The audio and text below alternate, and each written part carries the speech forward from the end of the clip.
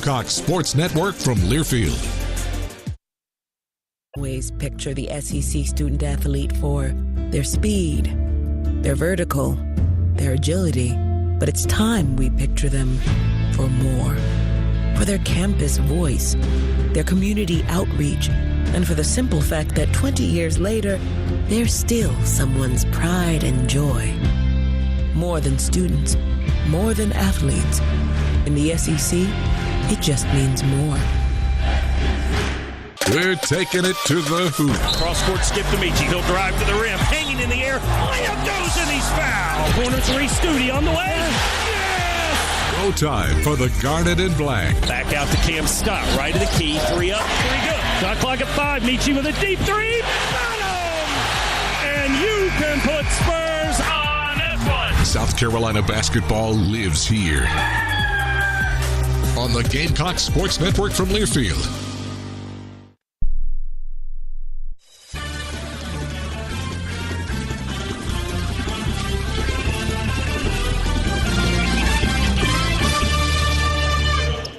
Starting lineups being introduced down on the court in front of us, so let's share those with you. First, for the visiting Bulldogs of South Carolina State, head coach Eric Martin in his 4th season, a record of 40 and 69. Last year, he earned Coach of the Year honors in the Mid-Eastern Athletic Conference after taking SC State to a 20-win season for the first time since 2003. Jaden Johnson is his point guard, 6'1" sophomore from Brooklyn, who averages 9 points a game and a team best 3.5 assists per contest. On the wing is freshman Noah Treadwell, 6'5", 180 from Atlanta, 9 points a game for Treadwell. The other starting wing is Florian Tenebe, 6'6" senior from Martinique, France. Second-year transfer into the SC State program, averages 5.5 points and nearly 3 rebounds per contest. Up front, James Morrow, 6'8" junior from Jacksonville, 6.4 points, 2 rebounds per game. And rounding out the lineup in the post is Cameron Clark, 6'10", 225 senior from Gwinnett, Georgia, 9 points, 5.5 boards a game. Now let's meet the Gamecocks. Here's your public address announcer, Dave Aiken.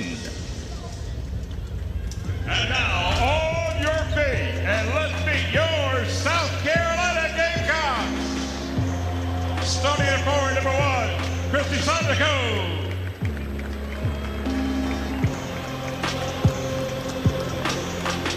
At guard, number 4, Kobe Knox.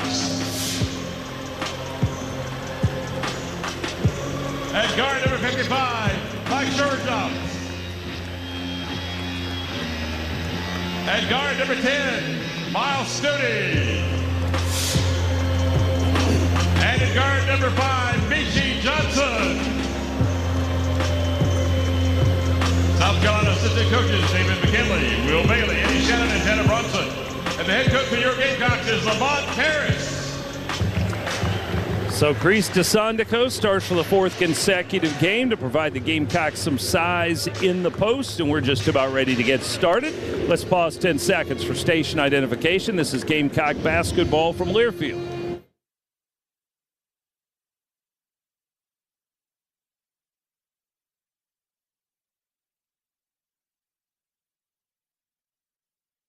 Our officials today, KB Burdett, Chuck Jones, and Chase Shaw. Today's game is presented by 3 Rivers Behavioral Health. If you're struggling with mental health, 3 Rivers offers compassionate care for adolescents and adults. Visit 3riversbehavioral.org to get the support you need today. We'll be visiting with the CEO of 3 Rivers Behavioral Health at halftime of today's broadcast. Michael Collins is in the studio. He's our producer and engineer and studio host.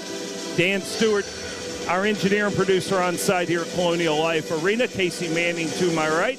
I'm Derek Scott. So happy to have with us here on this final game before the holiday break. Casey, happy holidays, sir. Happy holidays to you and yours, and even to Dan Stewart. He's feeling especially jolly today, folks. Gamecocks in the home white uniforms, garnet numerals and lettering trimmed in black. SC State comes out in blue jerseys and shorts with garnet numerals and white lettering. Bulldogs and Gamecocks, both with some garnet in their color schemes. And SC State finally has a win under its belt. That was Friday against Bruton Parker. That's not a person, that's a school. It's an NAIA program, but I don't think they were probably too picky as long as they could finally put one in the left-hand column after 12 losses to begin this season. Well, they won that game 68-54, and like I said, it's a small teachers college in Mount Vernon, Georgia. Sharav Jomps will jump it up for South Carolina against Cameron Clark. SC State under Eric Martin, it's his 4th season, and he has really turned up the tempo. They will substitute a lot. They'll roll guys in and out, and they will press a lot. They'll give you a full-court approach, especially after dead ball situations. Here we go. Orange orb in the air. Tip is won by whom? No one. It's tapped out of bounds, and eventually, and now it will belong to SC State. Gamecocks defensively, that has been something that they've kind of hung their hat on, holding opponents to 68 points a game and really limiting the ability for teams to lean on the three-point shot, giving up only 4.7 threes per game. There are only 3 teams in the country that average fewer threes per game than South Carolina gives up to its opponents. So they open man-to-man. Johnson, the crafty point guard from Brooklyn, handles it, and he gets a lot of their offense going. He's got it right now out top, goes around the ball screen. Studi takes him on a switch, herds him under the basket, and the ball comes free, and Sharav Jomps picks it up. Mike will run the length of the court, and his layup on a nice Euro step is off the glass and in. He always makes the right decision at the right speed. Never seems to get out of control, and the transfer from Utah has the first 2 points of the game. At the other end, here's an aggressive drive to the basket by Cameron Clark. Shot may have been blocked. SC State keeps possession. On the left baseline, Tenebe drives, feeds it in the paint, and the short jumper is up and good for James Morrow. Morrow was in that mid-range area where sometimes guys get caught a little uncomfortably. You can short arm a shot from there, but Morrow had the range and gets the Bulldogs on the board, and we are tied at 2. Long 3 on the way from Miles Studi from the left wing, and he's found the range. Well, it's always good to see Studi hit his first shot. Gamecocks, of course, have not made many threes lately, so great to see the first one go in for the home team. In the last 2 games, Carolina, a combined 7 out of 49. So, yes, indeed, it is good to see one go in here early. Here's Cameron Clark squaring up from the right block over Asandiko. The bank shot will not fall, and Studi grabs the rebound. B.T. Johnson in transition, kicks it over to Sharav Jomps. He'll try a 3 from the left wing. That is too strong. It goes up the board and drifts over the back of the glass, and that ball goes back over to SC State on the whistle. South Carolina making 8.5 threes per contest, and that is a number that we thought would be more in the 10 to 11 range on average at this point in the season. But the problems of late have been significant, and it's not just been a one-game problem against Clemson. It also was a problem, as we said, against the Citadel. And now play is stopped. Miles Studi apparently has an issue going on, maybe under that brace that he wears. He's got a protective mask he's been wearing ever since he broke his nose in practice up at the Greenbrier, and they spotted something, maybe bleeding, I would think. But he's over at the bench, and Mark Roger, Carolina's athletic trainer, is tending to him. He had to take the mask off. Now they get him cleaned up, and he'll put the mask back on. You know that thing's created on a 3D printer? They've given him a few different options to choose from, and this is the one he thought he liked the best. And having seen him make that first 3, hopefully that's a sign he's getting more comfortable, because it can't be any fun having to play on one of those things. Play resumes. Gamecocks leading 5-2, 2 minutes gone by here at Colonial Life Arena. Cameron Clark at the left elbow, guarded by Asandiko, who's held it for a while now. Now he takes one dribble, picks it back up. Shot clock at 7. Johnson at the right wing. Goes around the ball screen, feeds it back to the right side, and a 3 ball is up, and it is good for James Morrow. Morrow, an unlikely suspect. He'd made only 1 3 this season in 8 attempts. He's got the first 5 points of the game for South Carolina State, and we're tied at 5. SC State has not shown the full court pressure yet off of either of the made baskets. Here's Stute with an aggressive drive down the center of the lane. He draws a crowd and gets some contact, and a whistle and a foul will send Miles to the free throw line. He'll give Noah Treadwell the personal. Well, last couple of games, like Miles have made an effort to go to the basket. He had 5 points, 5 rebounds, and a couple steals at Clemson. His three ball this season has been only 24%. He's just one of many guys who haven't shot it like we know they're capable of. Good news is he sinks his first free throw. That has been the strength of this team this year.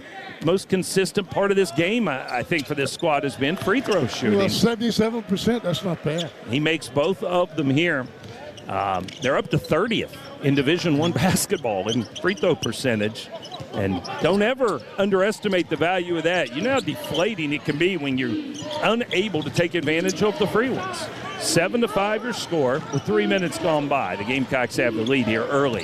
Jaden Johnson, nice ball fake, gets around Michi, drives to the rim, and the floater with the left hand is up and in. Johnson giving Michi maybe a little taste of his own medicine with that nifty fake, and then he dipped and drove. And Johnson ties us up again at 7, and now the Gamecocks turn it over, and it's a run-out opportunity, and a dunk attempt from Clark is missed, and the ball goes out of bounds and will belong to South Carolina. And Eric Martin is exasperated on the South Carolina State bench. He wants to know why there was no foul called as Asandiko chased Clark down court, and we couldn't tell at the rim if he blocked his shot or if he got some body, but the officials say it was all ball, apparently, and the missed dunk goes out of bounds. The Gamecocks get it back. Actually, Chris made a good defensive effort on that play. Kreist will sit down now as Elijah Strong checks in for the Gamecocks. Strong, 6'8", 250, junior from Charlotte. Better of the low post scorers on this team. Sends it to Stute, left corner 3 up, and Miles is 2 for 2. 2 in a row. It's a great start for Miles. You should say. I mean, he's got 8 points in the first 4 minutes of the game, and he's 2 for 2 from downtown, and that is a great sign. 10-7, Gamecocks retake the lead here against the Bulldogs, and now a turnover. Michi comes away with the steal. That is the second mistake that gave up possession by the Bulldogs, and a good feed underneath on a backdoor cut. Michi finds Kobe, and Knox has a layup. Great time, great look, and good result. Kobe Knox, good movement. You talked about in your keys to the game, Casey. Move without the basketball. Not standing around, and Carolina with 5 in a row after the turnover makes the lead 12-7. Now SC State going back to it, and this is Morrow from a tough angle. Nice low post move there as he backed down and then did a little spin move to get up and under Stute, and Stute's called for the foul. And Morrow will be at the line when we come back. It's 12-7, South Carolina leading the Bulldogs of SC State with 15:27 showing on the first half clock. Pool Care Heating, Air, and Plumbing, proud to be Gamecock Basketball's official review sponsor this season. Schedule an official review of your HVAC and plumbing systems for the upcoming season. Give them a call, 803-772-7715, or visit them online, poolcarehvac.com. We'll return after this message from Terminix. Michi drives on a bigger defender. Dang, gets to the rim, scores it with the left hand, and he's fouled. This is Michi Johnson for Terminix Service. On the court, we celebrate the Terminix Pest Player of the Game. But at home, you need a slam dunk when it comes to pests. Terminix is the most trusted name in the termite and pest control in the Carolinas. Don't wait for a rebound. Call Terminix today for your free inspection. Visit trustterminix.com or call 1-800-TERMINIX. Tell them Michi sent you, and you will get $50 off your initial pest service. Go Gamecocks.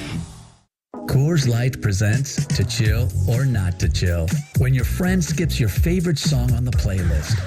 End of friendship. Or choose chill because that song lives rent-free in your head anyway. And you planned ahead by bringing Coors Light to the party. And the sound of that ice-cold can cracking open was music to your ears already. Coors Light. Choose chill. Celebrate responsibly. 2025 Coors Brewing Company, Golden, Colorado. What a matchup we've got, folks. Just nonstop action. The energy is electric and the fans are all in. An intense game like this calls for a Coca-Cola. Ah, crisp and refreshing. That's a game changer. Yeah, that taste scores every time. And just like that, they're back at it. Passionate fans and an ice-cold Coca-Cola. Now that's a winning combo. No matter the team, no matter the sport, everyone knows fan work is thirsty work. Enjoy a Coca-Cola.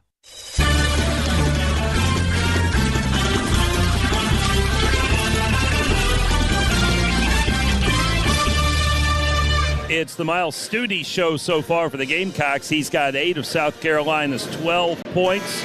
Gamecocks with a 12-7 lead over SC State, which has been paced by James Morrow, who has 5 of their 7. Morrow will be headed to the free throw line now to shoot a pair. And Studi has not missed a shot with the 8 early points. And Miles gets a rest now during this media timeout. He sits, and 7-foot Jordan Butler comes on the floor for the Gamecocks as Morrow makes the first free throw. Morrow exploded. He only averages 6.5 points per game, but he exploded for 22 at Samford earlier this season, and he's off to a similarly explosive start here. He makes both free throws. He has 7 of their 9, and now he will sit down. And off the made free throw, SC State will show some full-court pressure. Meechie Johnson gets the inbound, takes a couple dribbles, sends it ahead across the timeline to Sharif Johnson. Carolina sets up the offense. Meechie finds himself open on the right wing, misses the 3, but Elijah Strong has the offensive rebound, and then he throws it away. Held on to it too long and then tried to put into place that it was not going to fit. And the Gamecocks come back to the defensive end.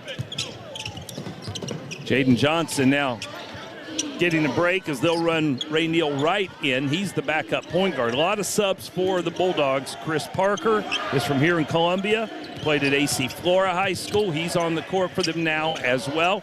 And on the left wing, one of the lone starters who's still out there is Cameron Clark, who misses a jumper, and in pursuit of the rebound will get a foul called on SC State. Butler had the inside rebounding position, and Derwin Hodge Jr. was trying to fight his way around Butler, and he was whistled for the foul. Gamecocks will bring Eli Ellis onto the floor for the first time on our Prisma Health injury report. Eli sat out the Clemson game with an ankle sprain. He is back and ready to go today. The Gamecocks will be without Norden Kapich. The 6'8 senior from Vienna, Austria, has a bit of a sore knee, so he is sitting this one out. Eli, all alone, instead gives another bounce pass to Jordan Butler, who didn't seem like he expected that. Took him a second to gather and go up for the shot, and then he was fouled, and he'll go to the line. And Eli is giving him a little bit of playful business, saying, buddy, I can't make it any easier than that. That should have been a dunk if you're ready to go. Defense had overcommitted, Casey. They had 3 guys running to the basketball. The basketball was near midcourt, so once Eli flashed in the high post and caught it, he could have had an easy layup. He decided he'd give it up to Jordan, and Jordan was caught a little unsuspecting, and he'll have to earn those points at the free throw line after he was fouled by Bronston. Well, he's been good from there, 17 for 20 on the season. And he makes his first one. Food Line, the proud sponsor of the Score to Give More program. Butler's second free throw is no good. Every free throw the Gamecocks make today will result in 100 meals being donated to a local food pantry or food bank, thanks to our partners at Food Line. Carolina 3 for 4 so far at the stripe and leading it 13-9 as SC State loads up a 3 ball from the left wing that is missed, but they've got a weak side rebound and they'll keep the possession alive. The man who got that rebound is Deshae Wright. He's got it again. Feeds it out top now to Ray Neal Wright. Wright against Strong. Crossover dribble, drives to the basket, hangs in the air, gives it across the lane. Shot clock is at 2, so a 3 ball is launched from out front that is missed. State has another offensive rebound. This is Cam Clark, and in a mismatch, he's working down low against Meechie Johnson, but he throws up a brick off the back iron, and Meechie there to get the rebound, and in transition, Kobe Knox splits 2 defenders and gets into the paint. He gets some contact, and Kobe will go to the line. Sturdy defensive effort from Meechie Johnson there. Cameron Clark is 6'10 and 225, and Meechie wasn't getting any help And he did not give in. He didn't commit the foul. And when the shot was missed, he cleared the rebound and then sent it ahead to his teammate. Knox at the line, makes his first. Knox is shooting 89% from the foul line. He has been as good as just about anyone in the country in that regard.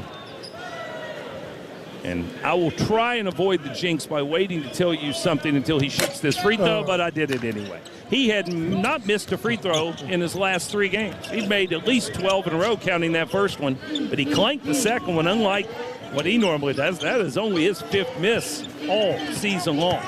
14-9, Gamecocks lead. Here's a jumper from the right baseline, and that is good for SC State. That's Chris Parker. He's the local product, we told you, originally from AC Flora High School. And that was a very confident-looking stroke on that baseline jumper from about 15 feet away.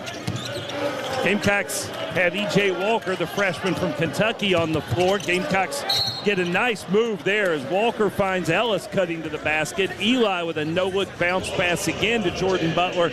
Butler this time was ready for it, but he was hacked on his way up.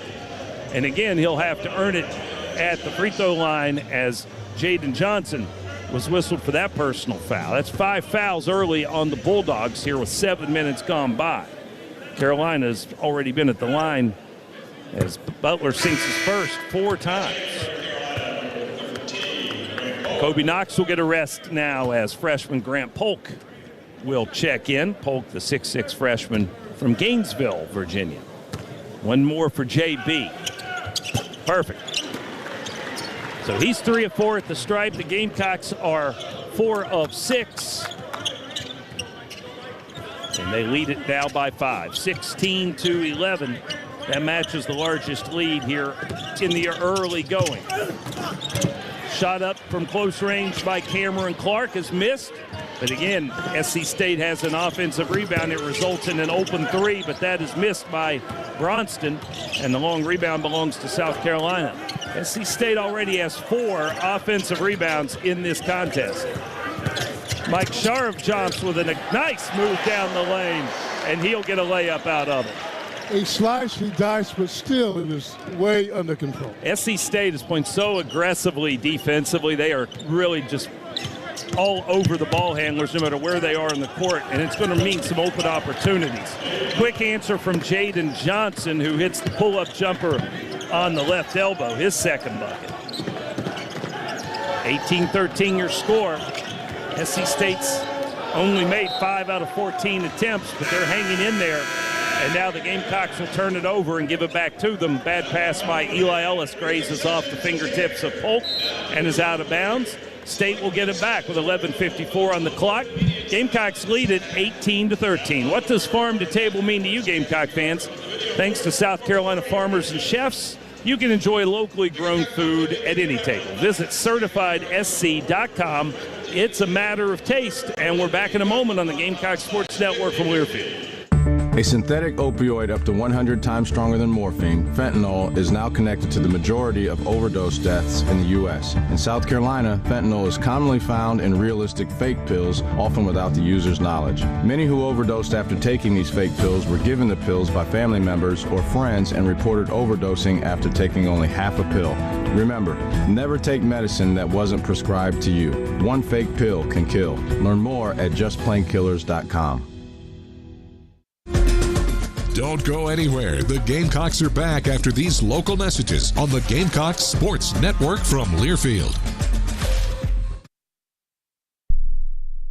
Hey y'all, I'm Nick Carver, wide receiver for the USC Gamecocks. You know me from being pretty fast on the field, but I make a lot of quick decisions on how I spend my free time around Columbia, South Carolina. Should I fill up with a pimento cheeseburger or a pimento cheese pizza? Will I spend my all-season Saturday mornings at Soda City Market or floating down the river? Turns out, you don't have to just choose one. Plan your quick getaway at ExperienceColumbiaSC.com.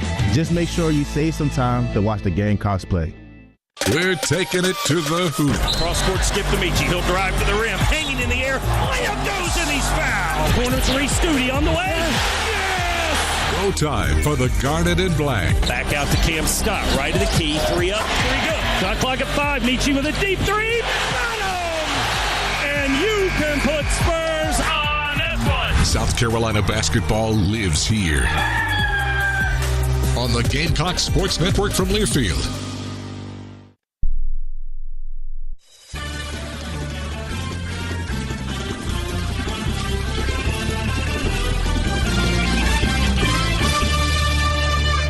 (18-13) your score. South Carolina with a 5-point lead. 11:54 remaining. Gamecocks are shooting the lights out so far, Casey, but just not cleaning up the defensive glass well enough. Not cleaning up the defensive glass, and we've only missed 2 shots. They have 3 turnovers, however, and the most recent one just gave the ball back to the Bulldogs. They're still down only 5 right now. Eli Ellis trying to guard the exceptional point guard, Jaden Johnson. Now it's Noah Treadwell on the perimeter. Back to Johnson, who drifts to the near side wing. Shot clock under 5. He gets caught up in a double team, so he pulls up and shoots the 18-foot jumper. That misses, and South Carolina grabs the rebound. Miles Stude's back on the floor. So is Mike Sharovjomps.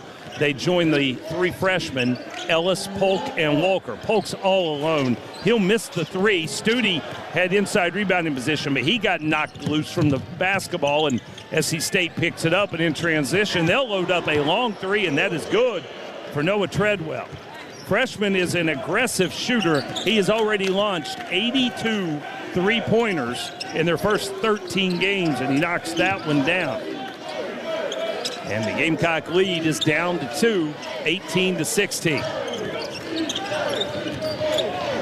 Sharovjomps out top, guarded by Treadwell. Drives and kicks. Right side 3 is up. Eli Ellis misses it. Rebound comes all the way out in the corner to Studi.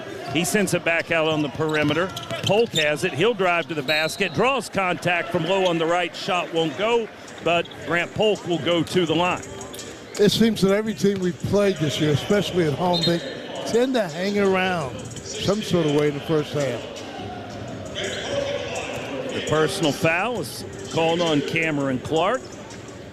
His first. Polk at the line. That's been a rare occurrence this season. We've only seen Grant shoot 2 free throws prior to now, and he sinks his first. We'll see Hayden Asemian step in now to replace E.J. Walker as one freshman replaces another. SC State making more substitutions as well. Cameron Clark got that foul, and he sits down. Polk makes both free throws. Carolina now 8 of 10 at the line. Lead back to 4, 20-16. Florian Tenabe, who started, is back on the court for the Bulldogs. Jaden Johnson driving against Ellis. Gets down to the low block. Throws the shot up from a tough angle. It won't go, but there's a foul called on Eli Ellis, and that will motivate Lamont Paris to send Michi Johnson back to the scorer's table. That's a tough matchup for Eli. Jaden Johnson is a crafty. He's thin, but boy, he's got really long arms for a guy who's only 6 feet tall and has a really tight handle. He's at the line now, shooting 2, and his first left-handed free throw is no good. Ellis is out. As we said, Michi is back. Jaden Johnson, the preseason choice for Player of the Year in the Mid-Eastern Athletic Conference, which seemed to catch his own coach by surprise. When we asked him about that, he said, yeah, he pointed out a very interesting fact. On the all-conference team at the end of last year in the MEAC, that means first team, second team, third team, 15 guys, right? They're all gone, all of them. So there was no obvious choice for preseason player of the year. And now another turnover by the Gamecocks. Casey was talking earlier about the unforced errors. That one wasn't even close to forced. That was just a pass from Sharovjomps to Michi Johnson. And first of all, it was not accurate. And second of all, Michi wasn't looking. And it bounces across the far sideline. And the Gamecocks have coughed it up 4 times already. 20-17, South Carolina. And now it's 20-19 as the State Bulldogs get another easy bucket. This time the big man is Tim Okogie, who gets the layup after South Carolina got beat on a backdoor cut. Jaden Johnson ran that baseline, got the feed, and immediately gave it to his big man. Michi will try to answer with a three. That's no good. Studi has the offensive rebound, kicks it back out to the perimeter. 20-19, Gamecocks lead. We've gone beyond the midway point here in the first half. Here's a drive from Sharav Jumps from the right wing into the paint, hanging in the air, attempts the finger roll. Shot never made it to the rim, but he was fouled. So we haven't had a field goal in the last 3 minutes and 21 seconds. Thank goodness for the free throw line. We're 8 for 10 from the line. Living at the line so far. Okoji gets that personal foul. Sharav jumps to shoot a pair. Makes his first. Carolina has scored 21 points. 9 of them have been at the free throw line. So when nearly half of your offense is coming at the line this far into a game, well, as you said, it's a good thing we're making them. So State has been aggressive defensively. They're going for turnovers. That means they're going to foul a lot, and at some point you're almost just seeing how many the officials are willing to call. Mike made both. He's got 6. The lead is 3. 22-19 with 9 minutes remaining in the first half.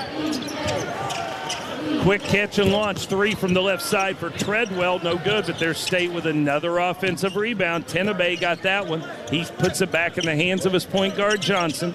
Johnson trying to feed it low. Bad pass, though, off the hands of Clark, and then Michi Johnson gives it right back to SC State with a bad decision. And here comes Treadwell in transition. Feeds it down low to Okoji. He misses from close range. Ball loose on the floor, and Michi will run it down. 5 turnovers already for a team that only averages 10 a game. Sharav jumps on the left wing. Thought about driving, now Will from the baseline. Gets to the rim, scores it, and he's fouled. Mike thought about going once, Casey. Then he decided, nah, I don't like my angle, so he flattened out in the corner, and then he decided to restart that move, and he just was able to get between 2 men and gets the whistle. That'll be 2 on Cam Clark. That was our first field goal in a little over 4 minutes. First field goal. Sharav jumps with an and 1 opportunity.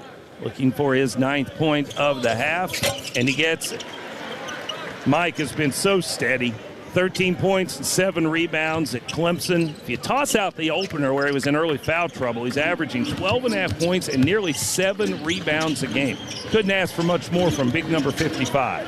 25-19 the score. Another 3 is on its way for SC State that's missed, and a Simeon fights for that rebound, gives it. Carolina looks for transition as Michi feeds it ahead to Sharav jumps. Mike is cut off on the wing. Now they'll run a double team at him, and he has to fire a cross court to Michi. Touch pass underneath to a Simeon, and Hayden's got a layup. Well, Michi's only attempted 2 shots, but he's helped move the ball around. A Simeon, the recipient of that nice feed. Gamecocks have 4 assists. Hard to get assists when you're scoring mostly on free throws. And now it's SC State's turn to turn it over as a drive and kick to the corner, unfortunately for the Bulldogs, was accompanied by an absence of a player in said corner. It's out of bounds. It'll belong to the Gamecocks. Carolina's up 8, largest lead of the game at 27-19. 7:29 remaining in the first half. We've got timeout on the floor. Right now we're having ourselves a bright, clear Sansbury day, which reminds me to tell you this Sansbury is the official Gamecock eye care provider. We really got to see, so we see Sansbury. And we're coming back to Colonial Life Arena after this message from Three Rivers Behavioral Health. Your mental health matters at every age. At Three Rivers Behavioral Health, we provide compassionate care for adolescents and adults facing mental health challenges. Whether you're struggling with anxiety, depression, substance use, or other concerns, our expert team is here to help take the first step toward healing today. Visit threeriversbehavioral.org or call us to learn more. You're not alone. Hope and support are just a call away. Gamecock basketball is here, and you can be in Colonial Life Arena live for all the action. Catch every electrifying dunk, three-point shot, and every game-winning buzzer beater live in the stands, and cheer on your Gamecocks all season long as they battle to get back to the postseason this March. Grab your tickets now through the official mobile app or on Ticketmaster.com. Ticketmaster, the official ticketing partner of your South Carolina Gamecocks. For comprehensive coverage of college basketball, tune to Sirius XM College Sports Radio Channel 84 in the car and on the Sirius XM app. For the win! Got it! Let's go! Sirius XM is the home of your favorite team and conference, including live games, plus interviews and analysis. He's got it! So cheer along with the Sirius XM app and listen to your favorite team anywhere. Get a free trial at SiriusXM.com/College Sports Radio 2025.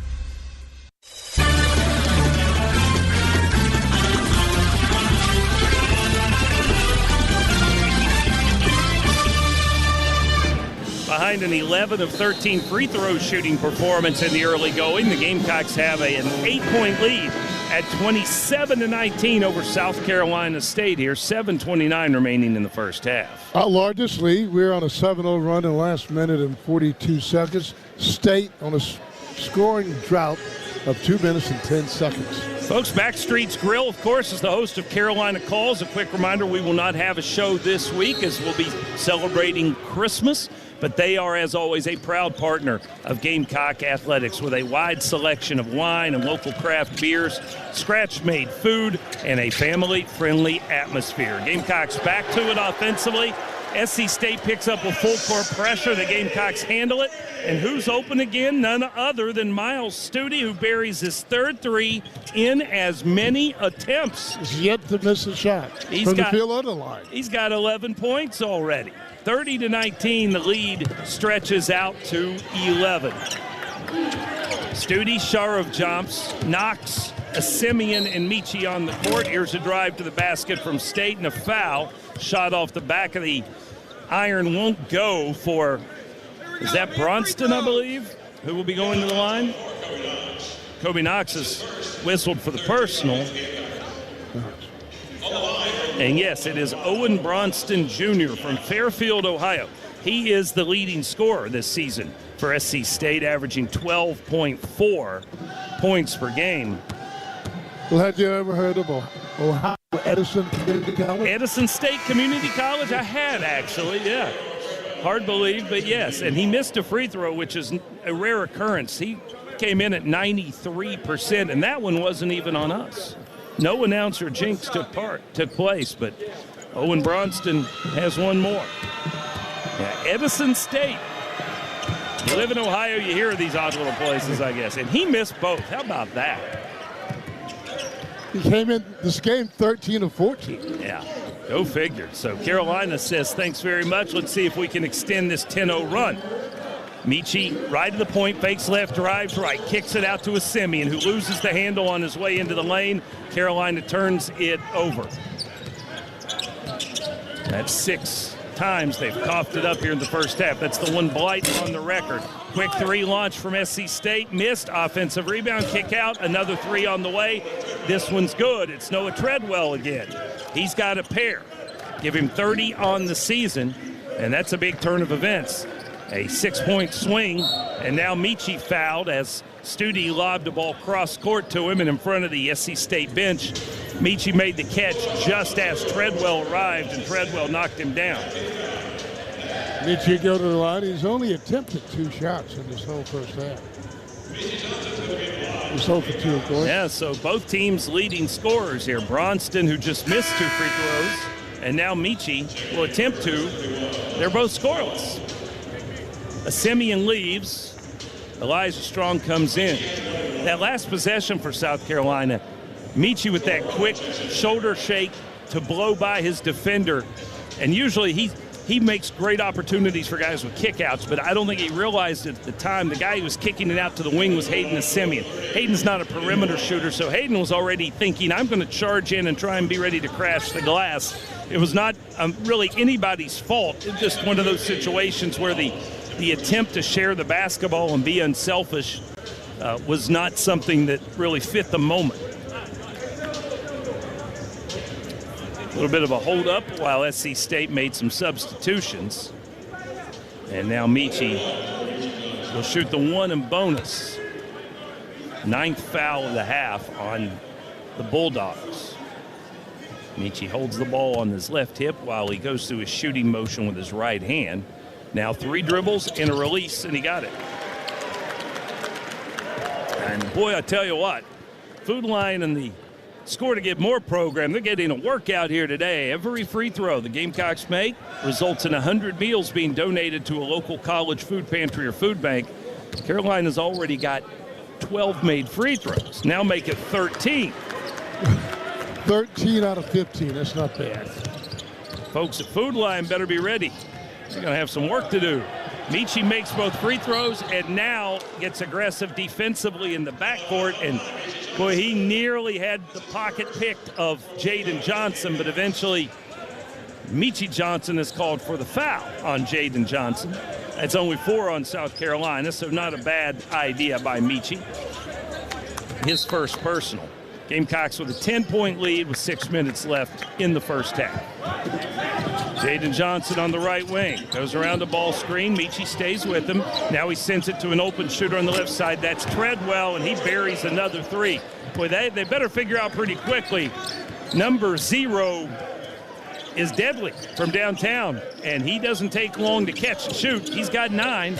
Gamecocks answer as they find Elijah Strong in the high post. He catches, spins, and from that right elbow, Elijah buries the jumper for his first 2 points. 34-25. Gamecocks trap on the right wing. That leaves an open man on the right baseline. They find him, and the jumper's up and good, and that's James Morrow, who scored the first 7 points for SC State. Now he's back in. Give him 9. Elijah Strong heating up. He comes right back and gets 2 more from that same spot on the floor. All of a sudden, no one can miss. We're 5 for our last 5. We have 3 for the last 3. Carolina 10 of 15 overall. Now here's another open shot on the right wing, and it's good again, and that's Morrow again. So Morrow from the right wing, Strong from the right elbow, just playing a game of horse right now. Morrow's got 11. Study's open again. Left wing 3. That one was rushed a little bit, and it's too strong off the back iron. And having grabbed the rebound, it looks like a player came up limping. Yeah, that was James Morrow who grabbed the board, and then he held for a moment like maybe he'd done something to his ankle. And our official, thinking as I did, Chuck Jones, that he was hurt, stops play. And the bad news for SC State there is if you do that, you got to leave the game. If they stop the game because of a player they think having a health issue, said player has to leave the lineup. So James Morrow, who's got the hot hand right now, is thinking, are you kidding me? I got to come out of the game? But yes, he does. SC State gets the ball back, though, after the missed 3 by Studi. 7-point deficit for the Bulldogs. Running a weave right now. They put it out top in the hands of Rainiel Wright. The backup point guard makes his way into the lane, throws the lob, and the big man can't control it and loses it out of bounds. Well, boy, I don't think he could make it much easier for Tim Okogie than that. Okogie is 7-1, and it was just a matter of leaping, catching, and dropping it over the cylinder, and he could not get it done. Well, he served up on a silver platter, and he knocked the plate off the zone. So the Gamecocks dodge a bullet there, and they get it back. Eli Ellis back on the court from the right wing, drives under the basket, feeds it out to Polk in the left corner. Now Eli gets it back on the right wing. Spins into the paint. Nothing there out top to Michi. Michi again fakes left, drives right, draws a crowd, finds Strong. Elijah fakes a 3. Now he'll drive into the paint, steps through, travel to the basketball. Wave that one off. 7 turnovers. First half. Timeout, 3:51 remaining before halftime. Gamecocks with a 36-29 lead. And we're back after this from the South Carolina Department of Agriculture. It's not just basketball season, Gamecock fans. It's tailgate season. So stock yours with plenty of fresh, locally grown, certified SC foods and drinks. Not only will you help support our state's farmers, enjoying farm to table can be on any table, like folding tables, in your lap tables, truck tailgate tables, buffet tables, or whatever table. So choose fresh, choose local, choose certified SC. It's a matter of taste. Learn more at CertifiedSC.com. Gamecock basketball is back in 60 seconds after a word from our local stations. This is the Gamecock Sports Network from Learfield. In the SEC, it just means more. But what is it exactly? It's the fans, the students, the traditions, the legends. It's passion to celebrate deeper, reach farther, think smarter, make an impact off the field. It's that intangible thing that happens when 16 schools raise the bar as one. Because in the SEC, it just means more. We're taking it to the hoop. Cross-court skip to Michi. He'll drive to the rim. Hanging in the air. Layup goes and he's fouled. Corner three, Studi on the way. Yes! Go time for the Garnet and Black. Back out to Cam Scott. Right of the key. 3 up, 3 good. Shot clock at 5. Michi with a deep 3. Got him! And you can put Spurs on F1. South Carolina basketball lives here. On the Gamecock Sports Network from Learfield.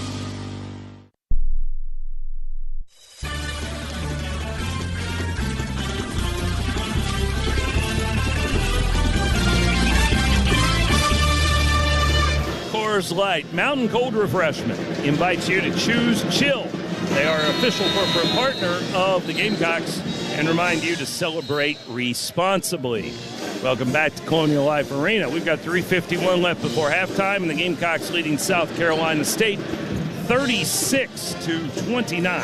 Our largest lead was 11, but they've hit their last 4 shots. We've hit the last 5 out of 6. Everybody's shooting the ball well, and State just will not lay down. They will not go away. If you would have told me this Gamecock team would be 62.5% from the field and 13 of 15 at the free throw line, I would tell you, boy, we are on easy street. But not the case. The lead is 7. SC State with the basketball as play resumes. Treadwell out top. Going to have to eyeball him a little closer now. He's made 3 threes. Kobe Knox is doing so. Gives it back to his point guard, Jaden Johnson, on the left wing, matched up against Grant Polk. Shoots a fadeaway jumper from the free throw line and got it. Wow, that was off of his left foot, shooting with his left hand, falling away, but he got it to go. Jaden Johnson creating some offense out of a bad situation, and that's 5 straight made field goals for the Bulldogs. Gamecocks will try to answer. Ellis drives the right baseline and throws a bounce pass that hits the baseline. He was trying to thread the needle and feed it all the way from one side of the court to the other along the baseline, and that pass results in the 8th turnover of the half for the Gamecocks. Again, Carolina turnover percentage coming in was 32nd in the nation, only turning it over on about 14.5% of their possessions. But they've coughed it up 8 times here in the first half. Second game in a row where the ball handling, the passing really, as much as anything, has just been sloppy. Here's a pick and roll and a lob underneath, and Eli Ellis will be called for the foul. It's only the 5th foul, so. And a smart foul, because James Morrow at 6'8", if he catches that one cleanly, he's going to get an easy layup. That's 2 personals on Eli. Welcome to the party, pal. State lobs it in out top to Morrow. And now he gets it back on a pick and roll. Spins on the hoop, jump hook off the glass. No, good defense from Strong, and the rebound belongs to Michi Johnson. They ran a little pick and roll using a couple of big guys. Here's Polk for 3, left side. Good for Grant. That was good ball movement. It started with another Michi classic where he fakes left, drives right, and as the defense starts to rotate, he fires it out to the perimeter. One more pass to Polk, and Grant knocks down his first 3 of the contest. Johnson now driving around Polk, gets to the rim and lays it in. Well, they don't look like a 1-12 team. They do not. And Jaden Johnson looks like a point guard from Brooklyn. They always, if you follow basketball much, the point guards from New York City, man, they've all got little extra sizzle, and he's got some of that in his game too. The lead stays at 6, 39-33.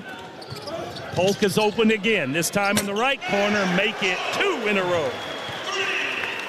Well, he can shoot it from the corner, can he? From behind the arc. He's got 8 points for the Gamecocks off the bench. South Carolina getting another good performance from the non-starters. 42 first-half points for the Gamecocks, and the lead is 9 with 90 seconds left in the half. Here's Morrow in the post against Ellis. Again, the mismatch, and he short arms the jumper, misses it, and Ellis grabs the rebound. Good defense that time. Yeah, with 2 fouls. He crowded him without fouling him. Here's Michi again, trying to go to work. And Strong lucky, he threw it away, but it was knocked right back into his hands. And so he'll drive under the basket and put it up from an awful angle with a left hand and get it to go. Strong throws that in from really a crazy tough angle, and then he immediately wants to know why a foul wasn't called. Now SC State will call a timeout. 53.1 seconds left. Gamecocks have pushed the lead back out to 11, matching the largest of the game. And Eric Martin sees his team letting it get away from them a little bit after a well-fought first half. So he's going to huddle his guys up and try and make sure they get a quality possession here. Gamecocks will get it back, obviously. Let's see, with 53 seconds left, if SC State tries to go 2 for 1 here, Casey, and draw up something to get a quick look so they can get 2 possessions out of these final 53 seconds. Well, Eric Martin is a great coach, BI coach of the year last year, and I'm sure he's thinking what you just said. Coached under Bob Huggins for over 15 years. He was with Hugs at WVU and at Kansas State. He's a Cincinnati native, so he's known Huggins since back when he was at UC. And after 16 seasons on staff at WVU, he took this opportunity, and boy, he has done wonders for SC State. Regardless of their record this year, they are very happy with the work he. 1 year, 14 the next year, 20 last year. Yep. Wins. All right, so State gets it. And they're not in a hurry, so they're not going 2 for 1. It's Jaden Johnson driving down the lane. Again, the shot up off the glass won't go. This time Asandiko has the rebound, gives to Michi. We've got 30 seconds left, 25 on the shot clock, so Carolina will not get the last possession. Michi goes quick, though, drives, puts it off the glass, no good. Got all the way to the rim, but there was some big guys in his path. And in transition, 3-ball up and missed by Treadwell. Shariff jumps with good rebounding position, and going over his back and getting the foul is Tim Okoji. Shariff Jumps has been South Carolina's most reliable rebounder this season, averaging a team best 6.6 per game. He did a great job there of screening out a guy who is 7'1" and forced him to commit the foul to try and get to that loose ball. So Mike shoots 2, double bonus opportunity here. He makes another. And we're 14 for 16 from the free throw line in the first half. Shariff jumps in double figures again. He's got 10. The lead reaches a dozen, largest of the half. Second shot up, got that one too. 16 seconds left for SC State to play with in their final possession. They're down by 13. Rainiel Wright will walk it up court. He and Jaden Johnson both on the court. 7 seconds left. Rainiel Wright loses the dribble, picked up by a teammate. That's Treadwell. You know he wants to launch a 3. He does. It grazes the front iron. No good, and that'll do it. Gamecocks get a stop, and they'll take their largest lead of the game into the locker room here at the half.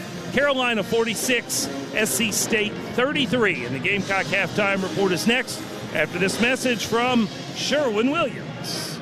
Do you have a paint project, commercial, industrial, or at home? Sherwin-Williams is a global leader in paints and coatings with 25 local locations across Columbia, Augusta, and surrounding areas. Sherwin-Williams inspires and improves the world by coloring and protecting what matters. Book a free virtual color consultation for your next project, large or small, or do it yourself with our Color Snap Visualizer app. Ask how. Ask now. Ask Sherwin-Williams. What a matchup we've got, folks. Just nonstop action. The energy is electric and the fans are all in. An intense game like this calls for a Coca-Cola. Ah, crisp and refreshing. That's a game changer. Yeah, that taste scores every time. And just like that, they're back at it. Passionate fans and an ice-cold Coca-Cola. Now that's a winning combo. No matter the team, no matter the sport, everyone knows fan work is thirsty work. Enjoy a Coca-Cola. We're back to the action in 60 seconds after this local timeout. This is the Gamecocks Sports Network from Learfield. We always picture the SEC student athlete for their speed, their vertical, their agility, but it's time we picture them for more. For their campus voice, their community outreach, and for the simple fact that 20 years later, they're still someone's pride and joy. More than students, more than athletes. In the SEC, it just means more. We're taking it to the hoop. Cross-court skip to Michi. He'll drive to the rim. Hanging in the air. Layup goes and he's fouled. Corner three, Studi on the way. Yes! Go time for the Garnet and Black. Back out to Cam Scott. Right of the key. 3 up, 3 good. Shot clock at 5. Michi with a deep 3. Bottom! And you can put Spurs on F1. South Carolina basketball lives here. On the Gamecocks Sports Network from Learfield.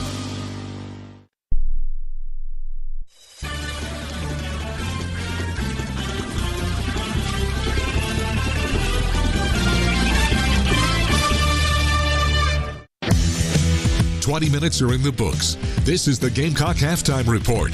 Coming up, we'll have a look at scores from around the nation, a check of the first half stats, and plenty more. Now, to get us started, let's head back to the Learfield Network studios. Once again, here's Michael Collins.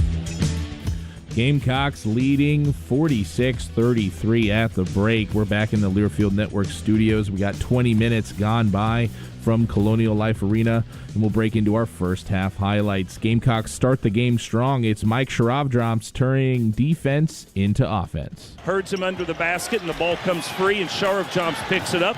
Mike will run the length of the court, and his layup on a nice Euro step is off the glass and in. He always makes the right decision at the right speed. And soon after, Miles Studi, he's off to a hot start as he makes his second 3 in a row. Sends it to Studi, left corner 3 up, and Miles is 2 for 2. 2 in a row. It's a great start for Miles. Midway through the half, South Carolina leading by 3. It's Mike Sharavdram again. He continues to make hay on the offensive end. Sharavdram on the left wing. Thought about driving, now will from the baseline. Gets to the rim, scores it, and he's fouled. And that and one. That was part of a 7-0 run for South Carolina, and it became a 10-0 run thanks to Miles Studi, again, seemingly unconscious from downtown. Gamecocks back to it offensively.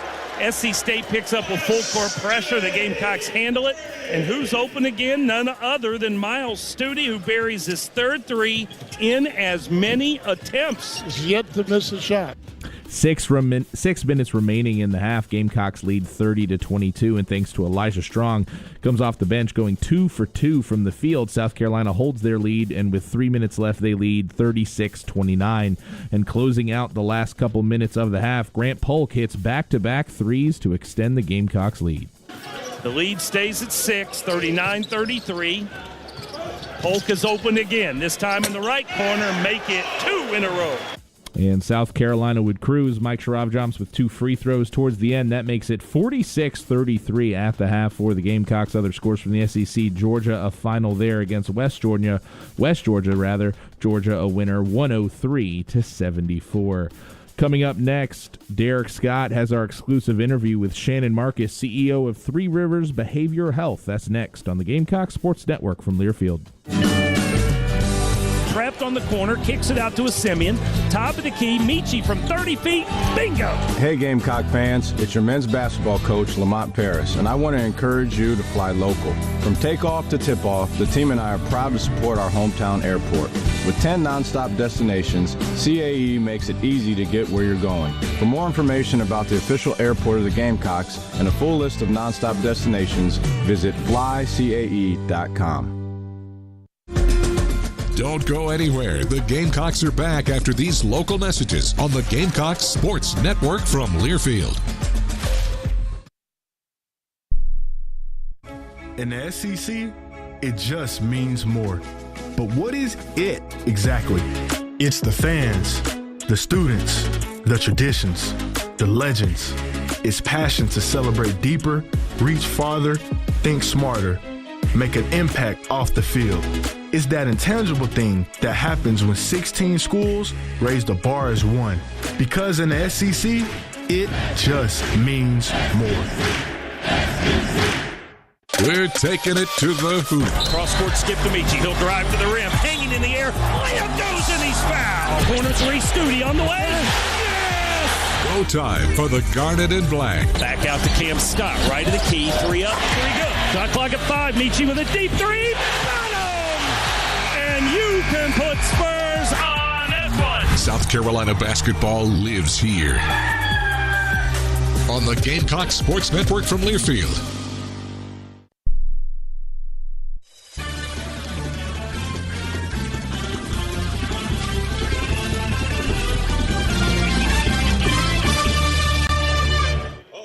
Back to Colonial Life Arena, halftime score 46-33. Gamecocks leading South Carolina State. As we told you during our pregame broadcast, today's game is brought to you by Three Rivers Behavioral Health, and their Chief Executive Officer, Shannon Marcus, is with us. Great to see you again. Thank you for having us. We're really excited. Happy holidays. I know we were just talking during the break. You've got your son home from college. I do. And so he gets a chance to come out to the game with you, and at the same time, a lot of students on the road right now. We know the holiday season, it's the most wonderful time of the year. I won't sing to you, don't worry. But it can be kind of overwhelming for folks, too. Yeah, the holidays have so many expectations, and there's our to-do list never seems to be complete. So there's so many pressures. We have family coming from it, that we haven't seen in a while, and we want everything to be perfect. So there's a lot of pressure. And when you think about pressure, you're talking, that could be financial pressure in terms of trying to figure out and buy presents for kids. That can be social. What are some signs you feel like someone might be struggling more than they realize for folks to pick up on? Yeah, I think that if your family member seems to isolate more, they don't want to be a part of things. They lose enjoyment of things that they've liked to do in the past. Sometimes they may seem a little bit more tearful, or maybe even more quick to anger. Those are big warning signs. And then you're talking about family and support system there to see it, but not everyone has that family or support system nearby, even during the holidays. And boy, that can make you feel really lonely. What advice would you have for folks who might be feeling that kind of disconnection this time of year? Yeah, there's so many ways during the holidays to reach out. There's volunteer opportunities, local fellowships. The most important thing is to know that you're not alone, that you don't have to be alone, and that your holidays don't have to look like everyone's holidays on TV. Make them your own. Behavioral health means a lot of things, but one thing it does mean is you all help a lot of folks who are in recovery. Yeah. And when you look at the holidays, that can really be a challenging time for folks who are dealing with recovery. What makes this a particularly difficult period if you're someone who has struggled with addiction or trying to really maintain your sobriety? Sure. So a lot of those same pressures that we talked about before, those unrealistic expectations. And also there's a lot of times there's lots of different get-togethers, and sometimes in those get-togethers there's alcohol and that sort of thing. So don't be afraid to set boundaries for yourself and for your loved one that might be early in recovery. Make sure that you're going to your local meetings, and again, just reach out, because you don't have to face these things alone. Before we let you go, before we move on and think basketball again, let's for a moment here talk about, as we talk about this stuff, what are the resources in this community? Folks need them. What can they be finding to help? So anybody can come to our facility, Three Rivers Behavioral Health, 24 hours a day, 7 days a week. You can walk right in. You don't need an appointment for an assessment, and we can help steer you in the right direction. They can also call us and set up an appointment or contact us via the web. But certainly your local provider, your local practitioner, church, family, the most important thing is to reach out. You don't have to face these things alone. Shannon Marcus, Chief Executive Officer, Three Rivers Behavioral Health. Thanks so much for your time. Great seeing you again, and enjoy the rest of your holiday season. Thank you. Same to you. We've got more of the Gamecock Halftime Report in just a moment. Carolina leads SC State 46-33. Casey returns. We'll look at the halftime stats in just a moment on the Gamecock Sports Network from Learfield. So you need last-minute gifts. No judgment. Get an extra 25% off during Kohl's Friends and Family Sale and find great gifts under $20. Like something cozy, something thoughtful, something that says you planned this all along. Yep, you're just one quick trip away from checking off the last gifts on your list. Save now at KohlsandKohls.com. Select styles. Offer ends December 24th. Some exclusions apply. See store or Kohls.com for details.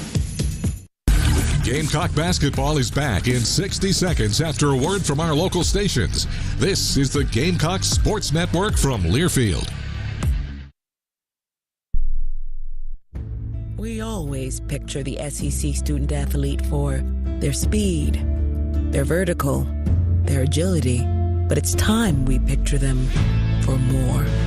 For their campus voice, their community outreach, and for the simple fact that 20 years later, they're still someone's pride and joy. More than students, more than athletes. In the SEC, it just means more. We're taking it to the hoop. Cross-court skip to Michi. He'll drive to the rim. Hanging in the air. Layup goes and he's fouled. Corner three, Studi on the way. Yes! Go time for the Garnet and Black. Back out to Cam Stott. Right of the key. 3 up, 3 good. Shot clock at 5. Michi with a deep 3. Bottom! And you can put Spurs on this one. South Carolina basketball lives here. On the Gamecock Sports Network from Learfield.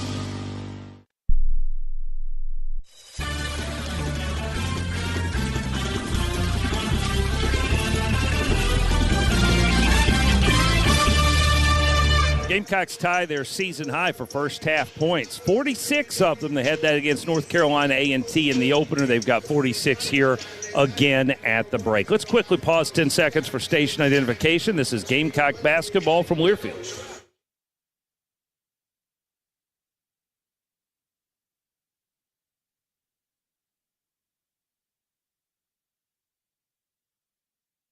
Miles Studi leads the way in the first half, a team-high 11 points. Mike Sharv jumps also with 11. Studi also had a team-best 4 rebounds. He was 3 of 4 from downtown. Carolina was 5 for 11 from beyond the arc as a team. Second half play-by-play coming your way in just a moment after this message from Farm Bureau Insurance. Gamecock fans, Farm Bureau Insurance wants to give you a VIP game day experience this basketball season. Visit usccontest.com and register for your chance to be Cocky's game day guest. Winners will receive a special invitation to Coach's radio show, tickets to that weekend's game, hotel accommodations, and a unique opportunity to join Cocky on the sideline during pregame. Visit usccontest.com to register today. Cocky's game day guest is brought to you by Farm Bureau Insurance, here for all your auto, home, and life insurance needs. We're back to the action in 60 seconds after this local timeout. This is the Gamecock Sports Network from Learfield. In the SEC, it just means more. But what is it exactly? It's the fans, the students, the traditions, the legends. It's passion to celebrate deeper, reach farther, think smarter, make an impact off the field. It's that intangible thing that happens when 16 schools raise the bar as one. Because in the SEC, it just means more. We're taking it to the hoop. Cross-court skip to Michi. He'll drive to the rim. Hanging in the air. Layup goes and he's fouled. Corner three, Studi on the way. Yes! Go time for the Garnet and Black. Back out to Cam Stott. Right of the key. 3 up, 3 good. Shot clock at 5. Michi with a deep 3.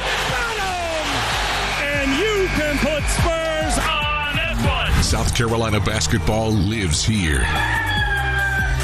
On the Gamecock Sports Network from Learfield.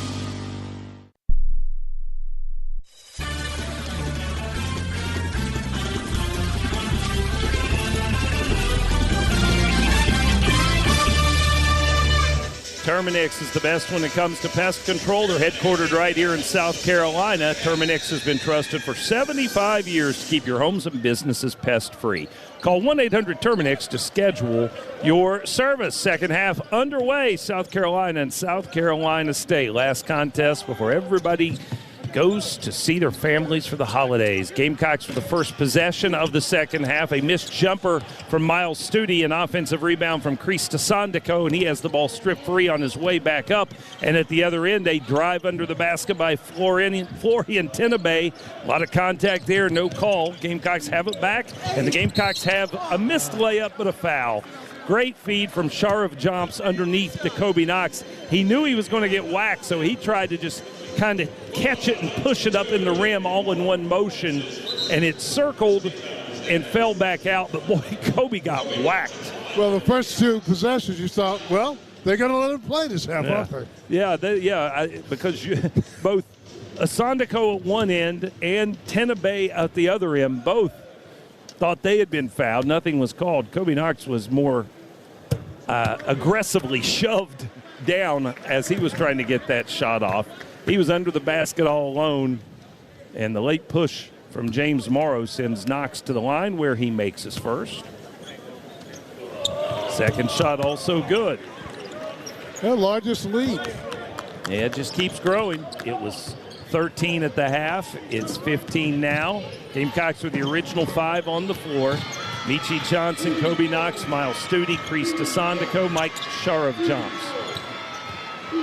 SC State basketball. This is Jaden Johnson at the right wing, started by Michi Johnson. Sandico, the hard hedge to help out. They'll lob it underneath for Cam Clark. Sandico recovers and gets back in rebounding position, and Clark still manages to score it from low on the right. Throws it up and in off the glass. And then the Gamecocks turn it over. Full court pressure from SC State results in a turnover. State launches a quick 3. That's no good, and Sandico has the rebound. Sends it ahead to Studi. Miles to just roll to the rim and get himself a layup. Defense thought he was going to kick it out, and he recognized it and gave him a little shoulder fake and then kept driving. Studi with 13, a season high. Here's Morrow on the right baseline. Nice move to go up and under Sandico. Misses the shot. Offensive rebound, missed stick back. Studi has another board. Miles in transition, gives it off to Sharav Jumps. Over to Sandico, who is crashed into by a SC State defender, and Kreist will get to the line. Big fella filling the lane in transition, and I think he was hoping for an uncontested dunk, but then Treadwell slides in and creates just enough contact to throw him off of his rhythm. Well, Sandico shooting 43% from the line. Let's see if he makes both of these. He's only 3 of 7, only 7 attempts this year. He's looked better of late in that regard, and he sinks his first one here. First point of the game for Kreist. He had his best game in a Carolina uniform at Clemson last week with a season-high 8 points and a season-high 7 rebounds. Played over 16 minutes in that contest. That was the most he's played in a game. First half, he started, but was only on the court for a little over 4 minutes. Gets both of these free throws. And the sweet shooting at the charity stripe continues for South Carolina. Now 18, make it 19 of 21. The season high was against the Citadel in terms of shooting percentage. That was 85.7. Here's a reach in on Studi, resulting in a whistle and a foul. 2 on Miles. 52-35 your score. Gamecocks by 17. Teams try to huddle up, and the officials quickly step in. That's one of those rule changes this year. They're trying to keep the game from being bogged down with all of the unofficial timeouts, if you will. On the inbounds, all alone is Cameron Clark, and his short bank shot will not go. Gamecocks get the rebound. Michi pushes it up court. Now he'll drive and have the ball taken away from him. Tenebay with the steal. Tenebay in transition. Leaves it on the left wing for a 3-ball that is up, and it is good. That's Owen Bronston Jr., leading scorer this season for SC State. Hadn't scored yet. Gets the 3-ball there. Now the Gamecocks again turn it over. A steal by SC State in full court pressure.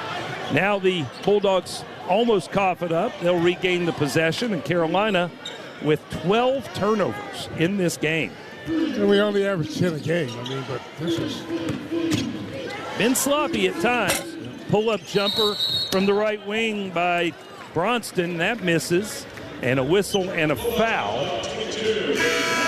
That'll be on James Morrow for SC State. Elijah Strong checks back in and replaces Asandiko.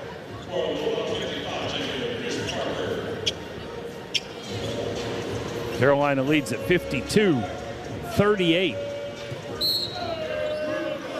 SC State turning up the heat a little bit here early in the second half. They've gone with more full court pressure, and it's helped. It's created turnovers. This time it doesn't work. Gamecocks beat the press, and it will end with Elijah Strong at the bucket for an easy layup. And you beat the press with a pass, not dribbling. They pass the ball very well.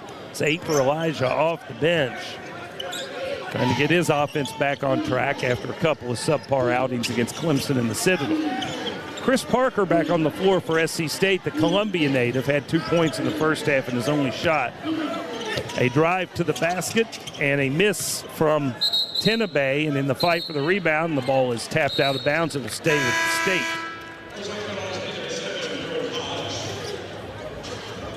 SC State will give Cameron Clark a break. They'll bring freshman Derwin Hodge back on the court. Eli Ellis back in for South Carolina, replacing Kobe Knox. Eli did not score in the first half. His first game back from the injury that kept him out against Clemson.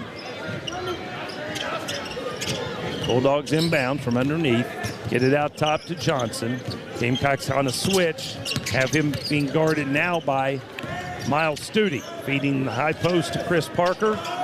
Gives it back to Johnson. Loads up a 3-ball and hits it. Jaden Johnson's a nice little ball player for SC State. Well, they averaged 6.1 threes a game. They've hit 6 already. That's 13 for Jaden Johnson to go with 5 assists. 54-41, South Carolina. 4 minutes gone by in the second half. Elijah Strong backing down in the low post. Misses the fall-away jumper. Rebound tapped by Sharif Jumps. Goes off of an SC State player and out of bounds, and the Gamecocks will get it back. 15:55 on the clock here in the second half. Gamecocks leading SC State 54-41. Every individual has their own set of conditions for work or play that create special vision requirements. Custom fitting eyewear to your individual needs is Sansbury Eye Center's specialty. So when you gotta see, you gotta see Sansbury. We'll return after this message from Toyota.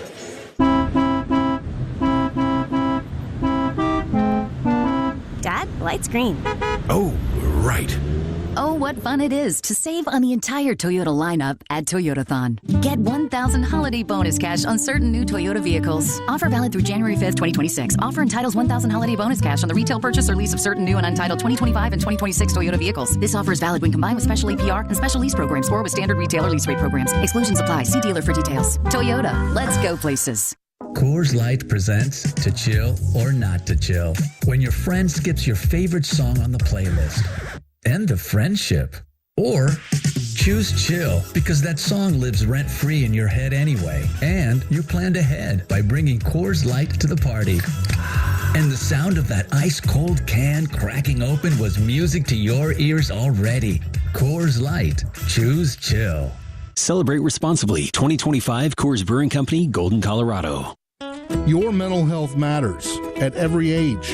At Three Rivers Behavioral Health, we provide compassionate care for adolescents and adults facing mental health challenges. Whether you're struggling with anxiety, depression, substance use, or other concerns, our expert team is here to help take the first step toward healing today. Visit threeriversbehavioral.org or call us to learn more. You're not alone. Hope and support are just a call away.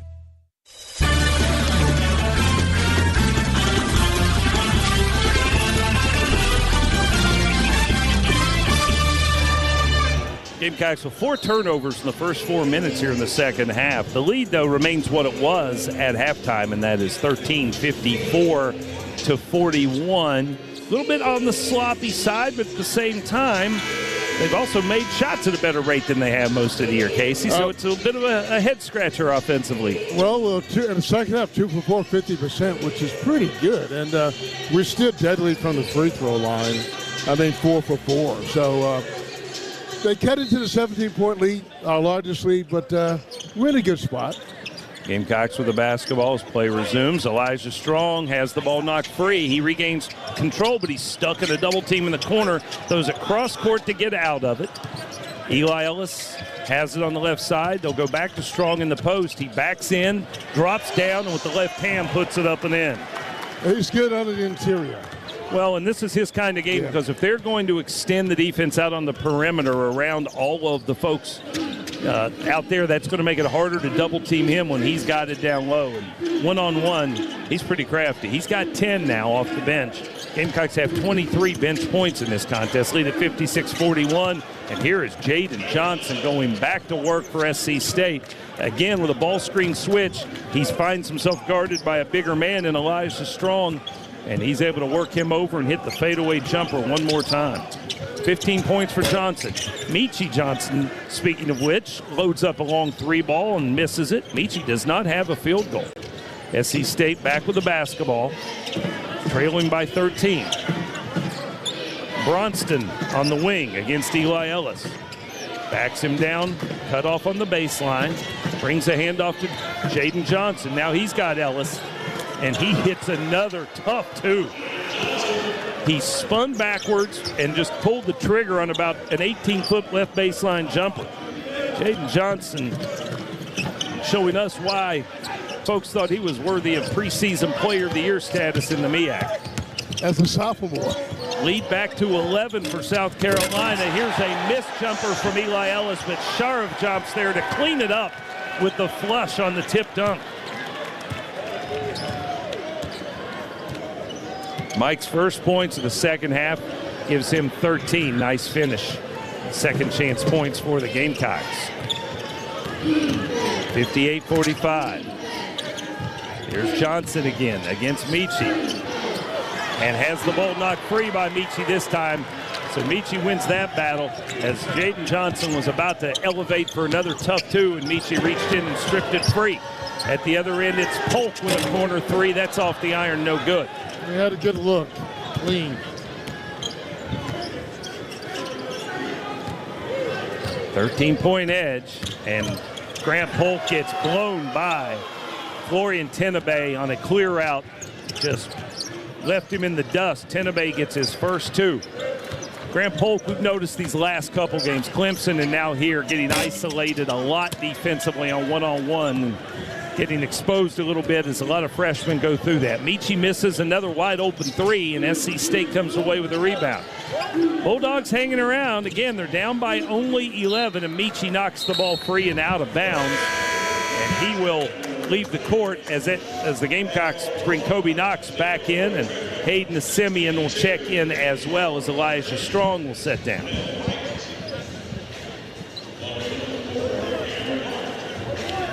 Carolina with his hands full trying to deal with Jaden Johnson.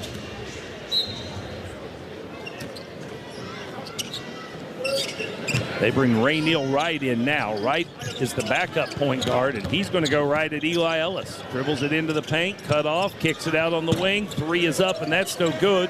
Grant Polk has the rebound for South Carolina. Good screen out that time by Grant. Eli Ellis brings it into the front court. Goes right behind a ball screen, now picks up the dribble, feeds Kobe Knox on the wing. Good feed down low for Simeon, and Hayden finishes it from low on the right. Yeah, he kind of muscled that one in. I mean, that was strength. Nice feed from Kobe Knox for the assist to Simeon with 4 points off the bench. Pushes the lead back to 13. Treadwell out top, feeds the left wing, and Morrow has the ball knocked free by Eli Ellis, and in the chase for the loose ball, we're going to get a foul called, and I think they're going to call it on SC State. Yep. Great hustle from Eli Ellis. Morrow? Yes, indeed. That's 3 on Morrow. Eli knocked the ball free, and then the chase was on. And in the midst of the battle for the loose ball, Morrow picks up the foul. Studi returns for the Gamecocks. He'll replace Sharov Jones. And SC State will bring 7'1" Tim Okoji back on the floor, as Morrow will sit down with that third personal.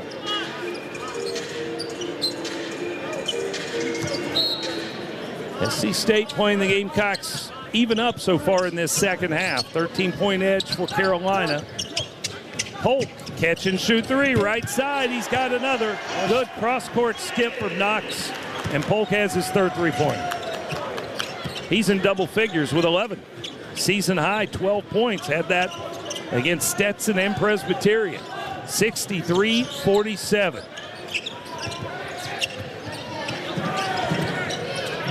Here comes Jaden Johnson again. Works his dribble with the left hand down to the baseline. Gamecocks double team him, so he gives it off to Okoji, and Okoji is called for the traveling violation. If you can force the ball out of the hands of Jaden Johnson, I think you'll take your chances, Casey. Anybody but him right now, and it works out for the Gamecocks as Okoji dribbled, or I should say traveled. But Johnson has 16 points, and he came in averaging a little over 9 points a game. He's been monstrous. 16 and 5 assists for Jaden Johnson. We've got timeout, 11:35 remaining. Gamecocks with a 63-47 lead on SC State, and we're back in a moment on the Gamecock Sports Network from Learfield. Hey, college hoops fans, it's sideline reporter Molly McGrath teaming up with Evan Williams Bourbon to welcome you to Bourbon Nation, the home of game day spirit. From the couch to courtside, Evan Williams is with you for every tip-off and buzzer beater. Because we might be divided by the score, but we're united by the pour. Find a bottle near you at evanwilliams.com and make this extra-aged Kentucky bourbon a part of your game day tradition. Go Gamecocks! Evan Williams Kentucky Straight Bourbon Whiskey, Bardstown, Kentucky, 43% alcohol by volume. Must be 21 plus. Enjoy responsibly. Don't go anywhere. The Gamecocks are back after these local messages on the Gamecock Sports Network from Learfield. We always picture the SEC student athlete for their speed, their vertical, their agility, but it's time we picture them for more. For their campus voice, their community outreach, and for the simple fact that 20 years later, they're still someone's pride and joy. More than students, more than athletes. In the SEC, it just means more. We're taking it to the hoop. Cross-court skip to Michi. He'll drive to the rim. Hanging in the air. Layup goes and he's fouled. Corner three, Studi on the way. Yes! No time for the Garnet and Black. Back out to Cam Scott. Right of the key. 3 up, 3 good. Shot clock at 5. Michi with a deep 3. And you can put Spurs on F1. South Carolina basketball lives here. On the Gamecock Sports Network from Learfield.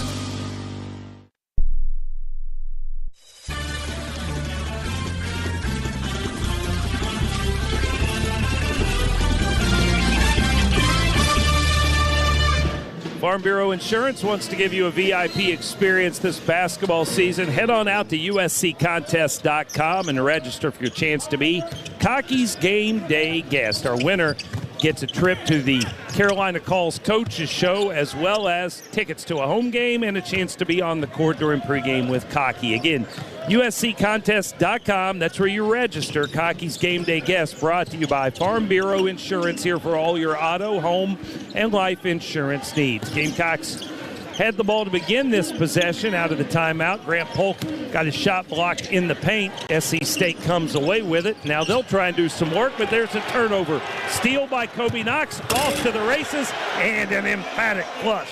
Well, that's what you want to see. Hustle. Kobe Knox leading the way with 5 assists today. Now he's got 7 points after the steal and the run out. The lead grows to 65-47. 18 is the largest, but not for long. There's that man again, Jaden Johnson, another pull-up mid-range jumper just beyond the elbow. What a performance from this guy. Jaden Johnson now with 18 points. 65-49 Gamecocks. Eli Ellis gets a dribble handoff, throws it up and in from the baseline. It'll be an and one opportunity.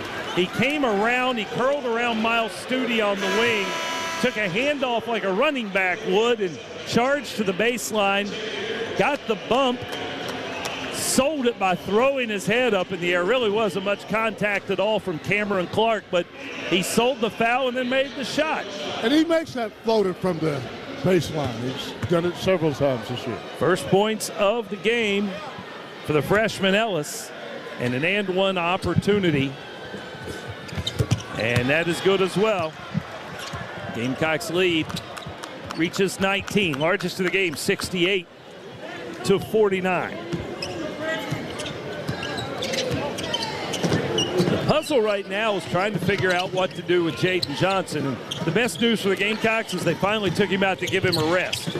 So Ray Neal Wright now handling it out front for SC State, takes his dribble to the baseline, a nifty little hook pass over to James Morrow, and from 15 feet away on the left baseline, Morrow has his first points of the second half with a 2-point jumper. He's got 13 in the contest. SC State continuing to make some tough twos. They're not a three-point shooting team, but boy, they've been good from two. Here's a deflection by Morrow on a pass from Knox that goes out of bounds. Gamecocks will have it on the baseline with 12 on the shot clock. Well, they're 1 for 12 in the season, but they play hard. They're coached well. I have a feeling when they get into MEAC play, they're going to be just fine. Inbounds from underneath, comes to Knox, to Polk, catch and shoot jumper up and good for Grant. That's a 2-pointer. That's the season high. Yeah, 13 points for Grant Polk, 70-51. Gamecocks again by 19. SC State goes down low. Morrow gets away with a travel, finds his teammate, and Cam Clark misses an easy one. Gamecocks grab the rebound. They've got numbers. Studi open three left side, off the iron, no good. Rebound pulled down by Kobe Knox, and his stick back comes up short, but he was fouled. Good effort there on the offensive glass. Grant Polk crashed the glass, tipped it over to Knox. Knox gets the foul from Morrow, and that's 4 now on James Morrow. The steady Kobe Knox. He just always seems to find a way to around 10 or 12 points. And usually solid numbers on the glass and assists as well. He short arms this free throw and he misses it. He'll have one more. Gamecocks are back at home, folks, on December 30th. We'll host the Great Danes of Albany. That is a 6 p.m. tip-off. You can get your tickets now by going through the official mobile app or by visiting Ticketmaster.com. Ticketmaster, the official ticketing partner of your South Carolina Gamecocks. Kobe Knox makes 1 of 2. He's got 8 points now. Gamecocks' largest lead is 20, 71-51. 9 minutes left on a running second half clock. Jaden Johnson back on the floor for SC State. Owen Bronston working the dribble on the perimeter. Feeds it low for Clark. Jump hook up and too strong, but they'll call the foul. The bump will go on Hayden Assemi. Only the second foul on the Gamecocks in this second half. Gamecocks as a team whistled for only, I believe, 7 fouls in the entire game. Cameron Clark averages 9 points, 5.5 rebounds a game. He's been quiet today. Only 2 points so far, and his first free throw is too strong. Our game today is brought to you by 3 Rivers Behavioral Health. If you're struggling with mental health, 3 Rivers offers compassionate care for adolescents and adults. Visit 3riversbehavioral.org to get the support you need today. Jordan Butler back in for the Gamecocks. Second free throw misses. Kobe Knox rebounds for South Carolina. Jordan Butler was tangled up with James Morrow, and I think they both got technicals. I don't know what we're going to have here. The whistle happened without an indication of what the foul was. Now we see the foul is going to be called on James Morrow, and that's going to be, I believe, 5 for Morrow. Butler had just come into the game, and he was screening out Morrow at the free throw line. And Morrow kind of tried to hook his arm and pull him away, and that allowed Kobe Knox to slide down and get the rebound. But in the meantime, Morrow was not letting go of Butler. We get another look at the replay. Yeah, there's just a grab of an arm, and 2 guys got tangled up. And Morrow feels like he didn't do anything, and Jordan Butler's lucky he didn't get called for a foul as well, because they traded words, and then he gave a little shove in the chest. So Jordan comes out very fortunately there. Meanwhile, James Morrow will foul out with 8:47 left in the game. Morrow was the leading scorer for them early. He finishes with 13 points in the contest. Junior from Jacksonville, Florida, done for the day. Officials still having a conversation because Eric Martin, and I think rightfully so, wants to know how the only damage done there on that situation was called on his team. I thought there was a technical call on someone, but my eyesight is not that good anymore. Eric Martin doesn't seem to be getting any relief in this situation, and that will be 8 fouls on SC State, so Jordan Butler will be at the line to shoot the 1 and bonus.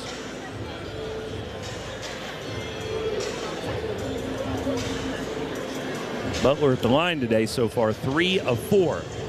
Now the officials are going back to the scorer's table.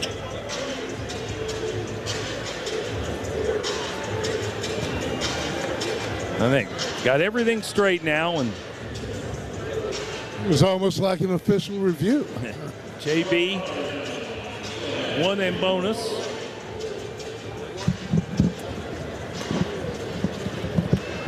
His playing time had really dipped over these last 4 games, but he's gotten more activity today. Played about 5.5 minutes in the first half of play.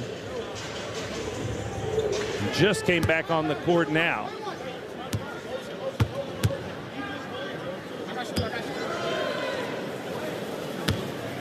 The big fella lets it go, and that is off the back iron. No good. Rebound tipped around and pulled down by Owen Bronston Jr. So the lead stays at 20 for South Carolina as we near the 8-minute mark here in the second half. Treadwell, who hit 3 threes in the first half, so Kobe Knox keeping a close eye on him now. Here's Chris Parker backing down against Butler. Kicks out to Treadwell. He shoots another 3, and he's got another 3. Just after I said Kobe's going to keep a closer eye on him, Knox got caught watching the ball, and his man stepped away from him. 4 threes for Noah Treadwell. Coach Martin said, and he wasn't lying, he's a guy who can really shoot. Here's some nifty passing from the Gamecocks. Eli Ellis to Sharav Jumps to Butler, and Jordan gets a layup. Butler actually had the ball knocked, I should say Ellis had the ball knocked free. I thought he passed it to Sharav Jumps. Turned out the ball got stripped from Eli, and Mike picked up the loose ball and made an immediate great pass. And now here's another foul on SC State as there's a loose ball. Jordan Butler the first to it, and Noah Treadwell runs into him there. That'll be 4 on Treadwell. Jordan Butler will be back at the free throw line when we return. Gamecocks leading SC State 73-54. Signorama is your one-stop shop to grow your business, designing, printing, installing, servicing. All of your signage and graphic solutions needs. Contact your local Columbia independently owned Signorama tomorrow. 73-54 Gamecocks over SC State, and we are back after this message on the Gamecock Sports Network from Weirfield.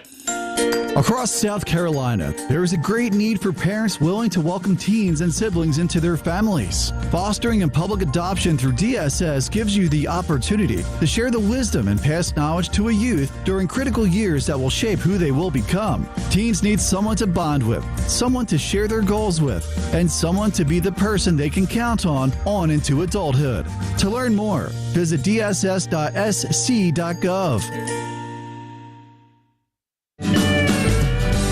Trapped on the corner, kicks it out to a Simeon. Top of the key, Michi from 30 feet. Bingo! Hey Gamecock fans, it's your men's basketball coach, Lamont Paris, and I want to encourage you to fly local. From takeoff to tip-off, the team and I are proud to support our hometown airport. With 10 nonstop destinations, CAE makes it easy to get where you're going. For more information about the official airport of the Gamecocks and a full list of nonstop destinations, visit flycae.com. The 2026 election season is right around the corner, and your vote matters. Prep for the polls in the upcoming election season by registering to vote or checking your voter registration information. Then go cast your ballot. Whether it's absentee, during the early voting period, or on Election Day, every vote makes a difference for your community and our state. Find more information at scvotes.gov.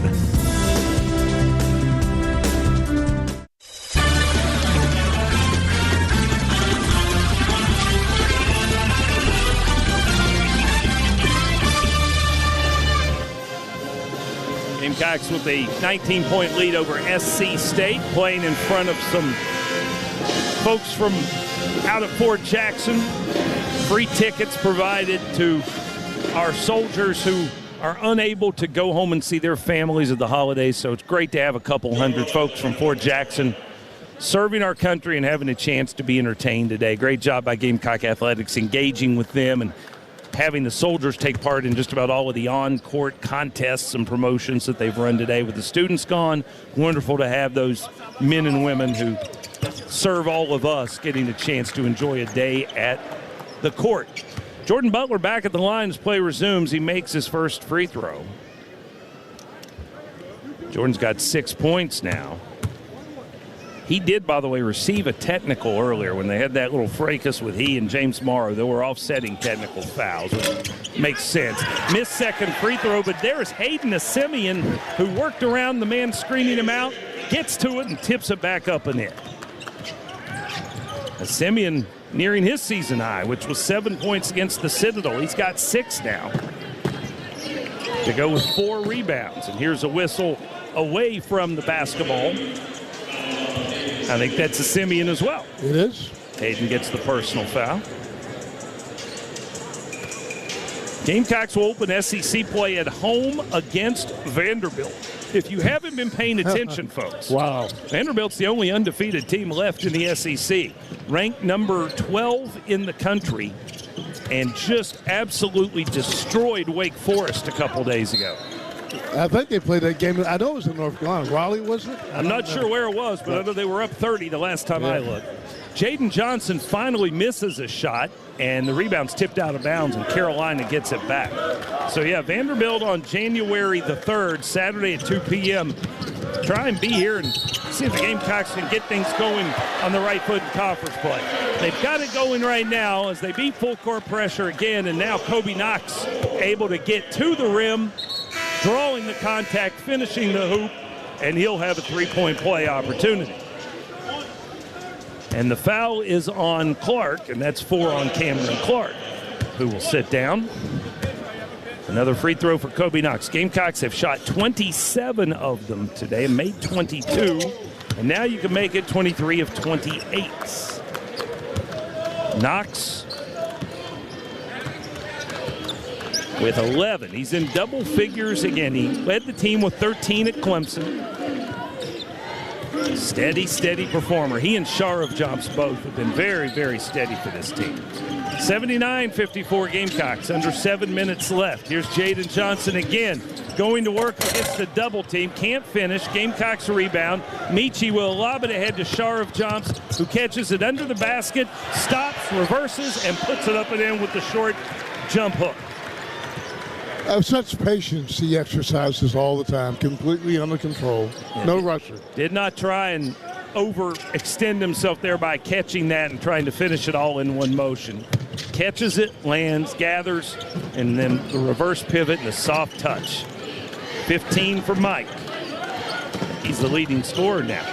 Now he's defending Tenabe, who has a nifty move in the paint as well. Little stop and spin action, and the shot off the glass won't fall. But Sharif Jumps does collect the person. Mike, we will assume, will not be going home for the holidays. I don't think he's going to Mongo. Yeah. Ulaanbaatar, the coldest capital city in the world by yearly average temperature, probably a little too far. Tenabe at the line, misses the first. And the excitement grows. In the final 8 minutes, of course, of the second half of all home games, it's the Chick-fil-A foul shot. So if Florian Tenabe cannot make this second free throw, fans are looking at some free nuggets. They're making some noise. Second shot for Tenabe. Got it. He breaks hearts all over Columbia. He gets a couple of boos in the crowd. And he's grinning as he goes back down the court because he's figured out he foiled it. 81-55, and now a 10-second violation on the Gamecocks, and Lamont Paris is not at all pleased with his point guard. Michi Johnson is the guy he counts on to be aware of those situations, and Michi bounced one more pass to Sharov than he should have. He needed to just bring it across the timeline, even if it meant he was running into a trap. Well, that's the 14th turnover, I'm sure. Season high is 15, if you're wondering. Here's a pull-up three, and it's Jaden Johnson showing that he's good from downtown, too, not just from two-point territory. Jaden Johnson now with 21 points. And a bump at the other end as the Gamecocks cleared midcourt and ran into a trap. Tenebay gets that one. And Michi beat the line, double bonus, 10 fouls against the Bulldogs. Michi leading scorer on this team at 14.8 a game, but boy, his numbers, he will have some variation now. Talking about a guy who, of course, scored 33 earlier this year in one game and has also had 24 and 18 and 17 and 19. He makes this free throw. The other side of the coin is he's had 2, he's had 4, and so far in this contest, he's got 4 as he makes both of those. But he's also the guy who runs the show, so it's not always about looking for his shots. And tonight, they've been able to get their offense without him. Jaden Johnson, meanwhile, is doing it all. Another catch-and-shoot three for the sophomore from Brooklyn, and it goes again. 83-60 your score.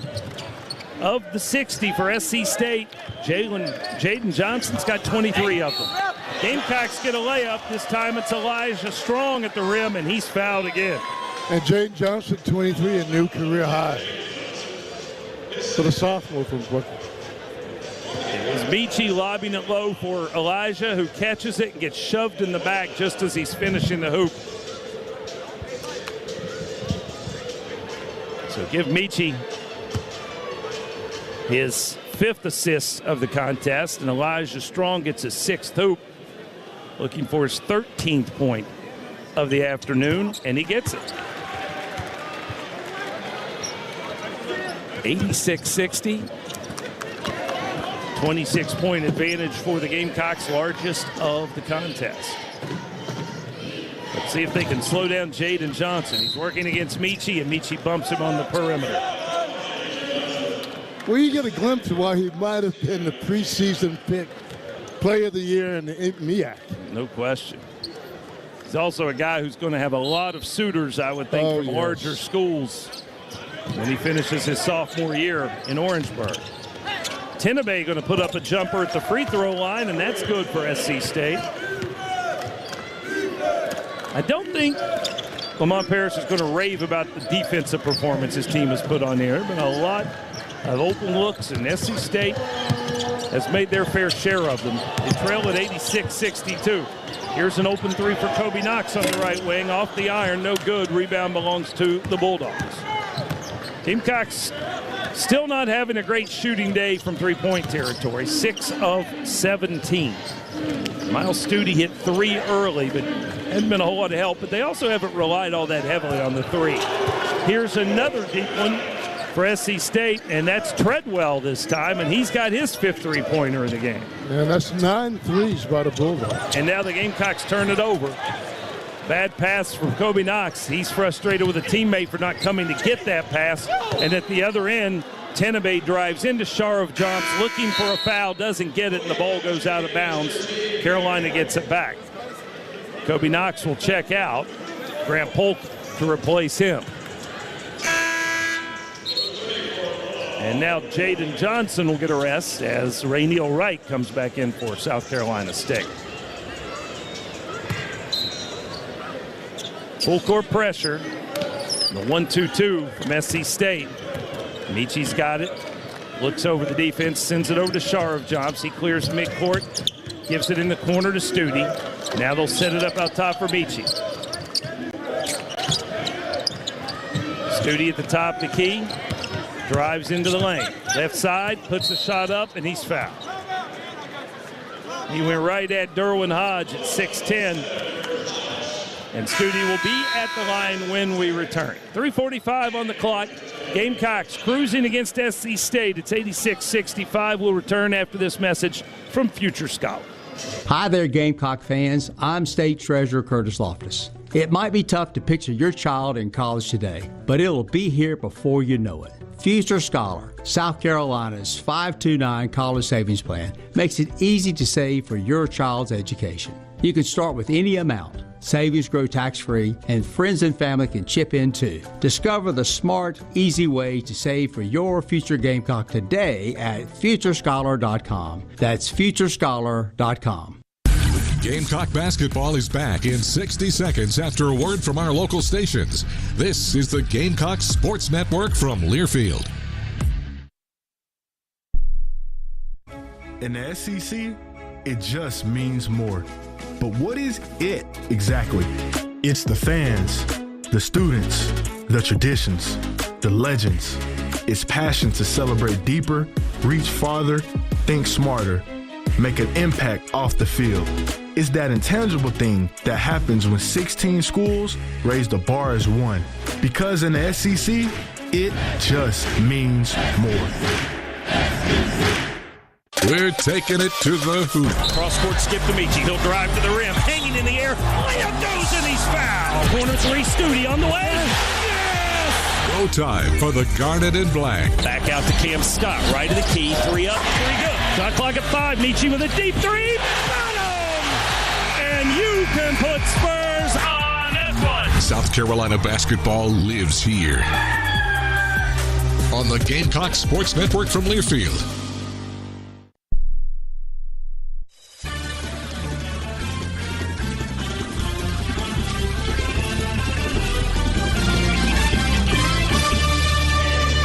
Folks, let's talk about Sandsbury Ice Center. They've got locations all over the Midlands. Of course, they're a great partner of Gamecock Athletics. You can visit any of their spots and find yourself in a state-of-the-art eye care facility. Remember, your vision is important. That's what a bright, clear Sandsbury day is all about. Final couple minutes of this one coming up. 3:45 remaining. Miles Studi, who got the Gamecocks off to a great start early in this contest. He had 11 of their first 13 points. Has been quiet since. He strokes the first free throw. Season high now, 14 for Miles. One more free throw upcoming for number 10. And he gets that too. We'll be talking with Miles at the conclusion of this contest. So we invite you to stick around for the Carolina Ford Dealers Locker Room Report. It's 88-65 Gamecocks. SC State running the weave. Rainiel Wright feeds the left side. This is Tenabe. He'll pull up and try a long jumper that's no good. Rebound tapped out of bounds. Belongs to SC State.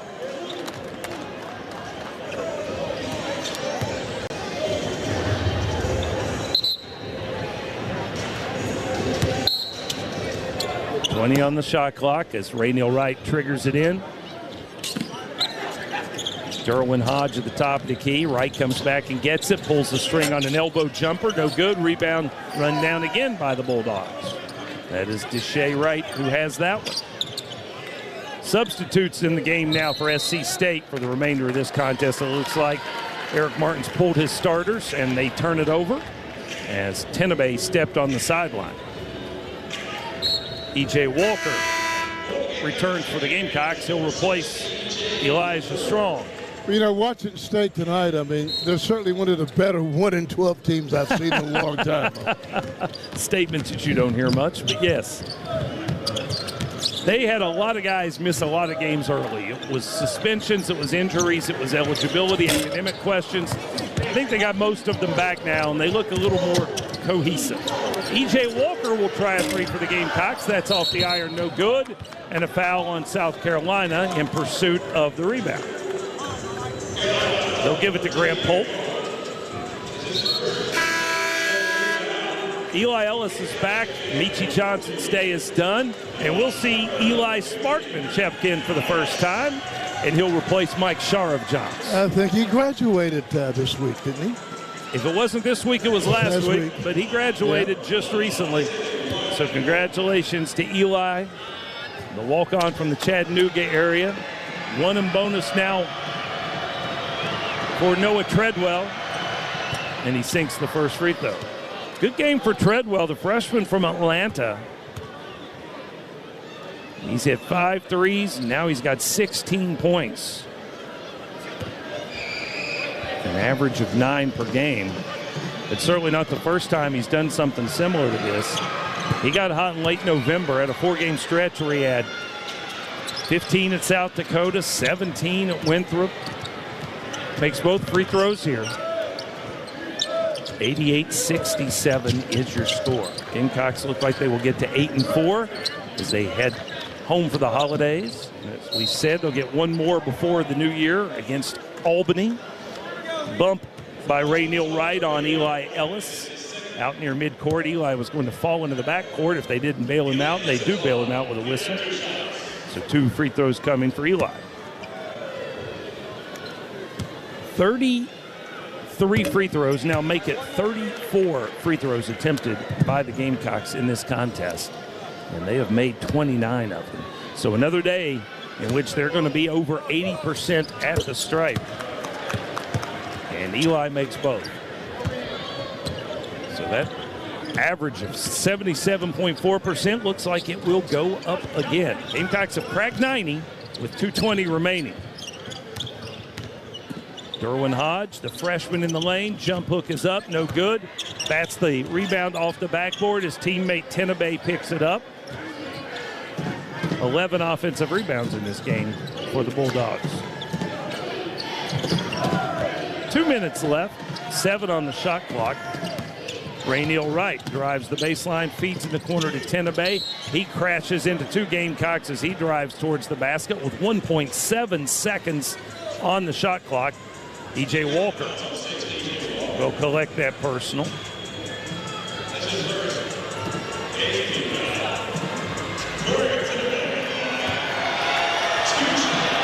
One more chance for the folks in the building who are looking for the foul shot.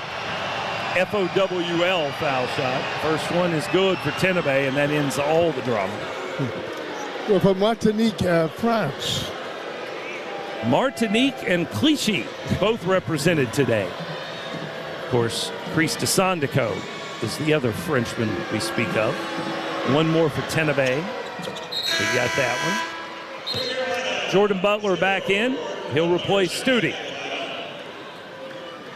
And certainly Studi's best game of the year, 15 points. No question about it. 3 threes in the first half. That gives him 248 threes in his career.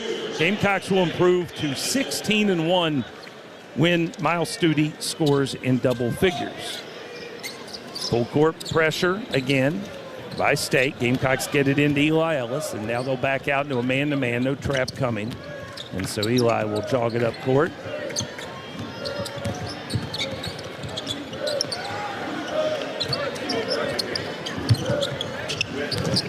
Shot clock winds down. Eli Ellis up and under. Jump shot from the baseline is good. Tough shot for Ellis. Got it to go. Give him 7 points for the game.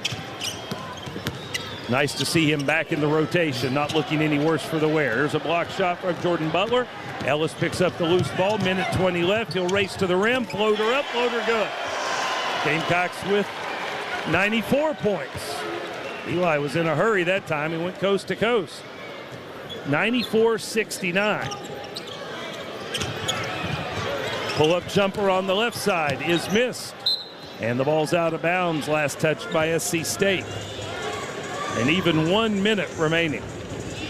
And affiliates down the line, we realize we still owe you one more in-game break. So we will try and get that in if there's a timeout called before this game's on. If not, we'll stick with the format and get to that next. Here's Ellis again. Skips it over to Butler. Jordan Butler for 3. No. Rebound tipped around, and SC State has it. They'll lob it ahead to Noah Treadwell. He'll launch a quick 3. That's no good. Long rebound out to Grant Polk. 30 seconds left. Polk will dribble it up court. Sends it over to Sparkman. Eli feeds it out top to Ellis. Ellis lets another long one go. Butler offensive rebound, and he's fouled with 21 seconds left. Well, Eli's at 9. He averages 10.2 a game, and I was wondering in my own mind whether or not he'd hit his average. Missed the long 3. But it's good to see him back. I thought we really missed him up at Clemson. Jordan Butler back at the line, where he has spent a fair amount of time today and hasn't been his usual consistent self. He misses again here. He's only 4 of 7 today. Came in at 84%. Got the second one. So JB will finish, it looks like, with 7 points and a couple rebounds. Shot clock, or game clock, let's try again. Shot clock turned off. 15 seconds left. SC State can play for a final possession. Noah Treadwell on the dribble on the left side, feeds it down low. Backing down, Tion Tyndall, the Sun Tornado. First playing time of the game, and he's fouled on the jump hook with 4.2 seconds left, and he'll get a chance to get in the scoreboard. His teammates from Crestwood High School made the trip here today. I saw them out in the concourse. So they're here to support their teammate, and the folks who aren't supporting Tion Tyndall want him to miss these free throws. And he spins the first one out, no good. Well, he does shoot 44% from the line, so it's a good chance.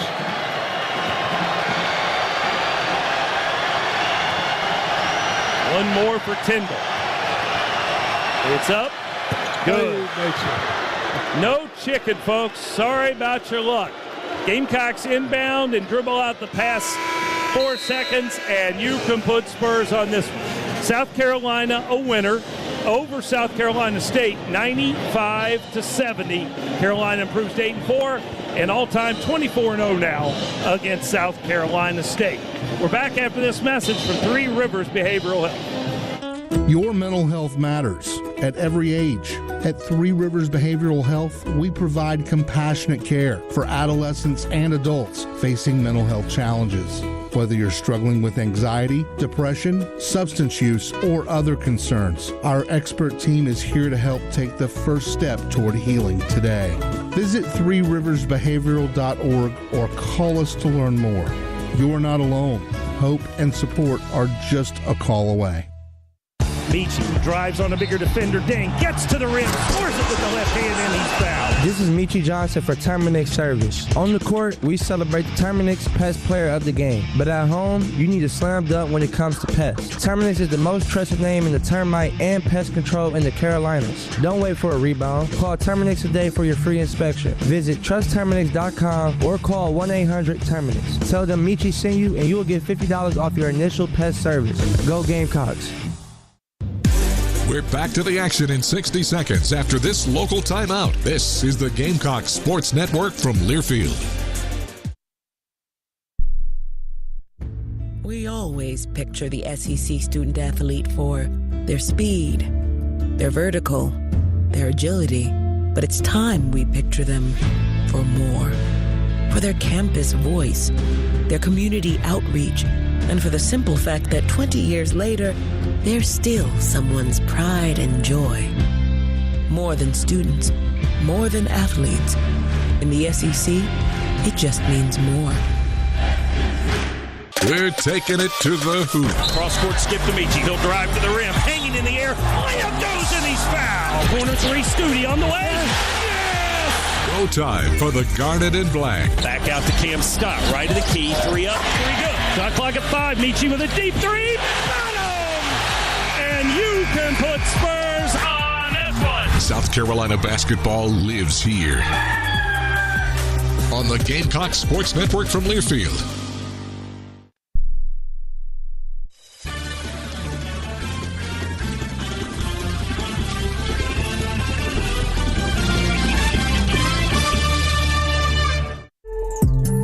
Today's game is in the books. Welcome to the Carolina Ford Dealers Locker Room Report on the Gamecock Sports Network from Learfield. See your Carolina Ford dealer, official partner of Gamecock Athletics. Now, to begin our exclusive post-game coverage, let's head back to the Learfield Network studios. Once again, here's Michael Collins. Gamecocks a winner 95-70, but we're going to go back to Colonial Life Arena. Derek Scott and Miles Studi with a post-game interview. Derek? All right, thanks, Mike. Miles, got off to a heck of a start today, man. That had to feel good making those early threes. It definitely did. It felt even better to get the win. Total team effort tonight. A bunch of guys scoring high total of points. A bunch of guys in double digits. Didn't sit down on defensive end like we wanted to, but, man, we got it done tonight, and you got to feel good about it. So. Whenever you're playing that last game before you go away for Christmas break, I know coaches worry about it. Can you keep guys focused? Can you keep the eyes on the prize? You've been around it long enough to know it can be a little dangerous sometimes in that situation. How'd you feel like your guys prepared for this one? I think that just kind of speaks to our culture and the character of this team. Like you said, there's a bunch of distractions right around this time. Guys had finals and guys are ready to, get up out of here and have a little break. But at the end of the day, you got to come in and get your business done. I think that's exactly what we did tonight. Got off to a solid start and, finished out the game pretty much strong. So you're having to play in the mask. Are you getting used to it? Yeah, I think I am now. It's been a rough adjustment period. I'm not going to lie to you. Definitely been annoying. Can't wait to get out of it. But, while I got to have it on, I'll do what I can. So, yes, sir. What's the plan for the holidays? Just going home, spending some time with some family, having some good food, and, getting ready, heading to conference play strong. Season high in scoring for you. Congratulations, buds. And Merry Christmas. Happy holidays. Thank you, man. Merry Christmas to you guys as well. All right, that's Miles Stute. He leads the Gamecocks today in this contest, and Carolina gets the win over South Carolina State here at Colonial Life Arena. There were plenty of highlights in the second half, and Michael Collins has those for you now.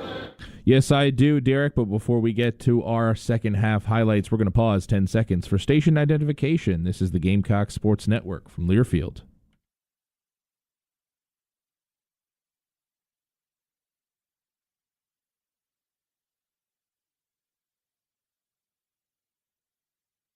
Gamecocks a winner this evening, 95-70 over South Carolina State, and we'll get into our second half highlights here and how the second half played out. South Carolina State came out with a full court press in the second half, looking to stifle the Gamecocks, but it's not enough to contain the efforts of Elijah Strong. Turning up the heat a little bit here early in the second half. They've gone with more full court pressure, and it's helped. It's created turnovers. This time it doesn't work. Gamecocks beat the press, and it will end with Elijah Strong at the bucket for an easy layup. And you beat the press with a pass, not dribbling, and they passed the ball very well. It's 8 for Elijah off the bench.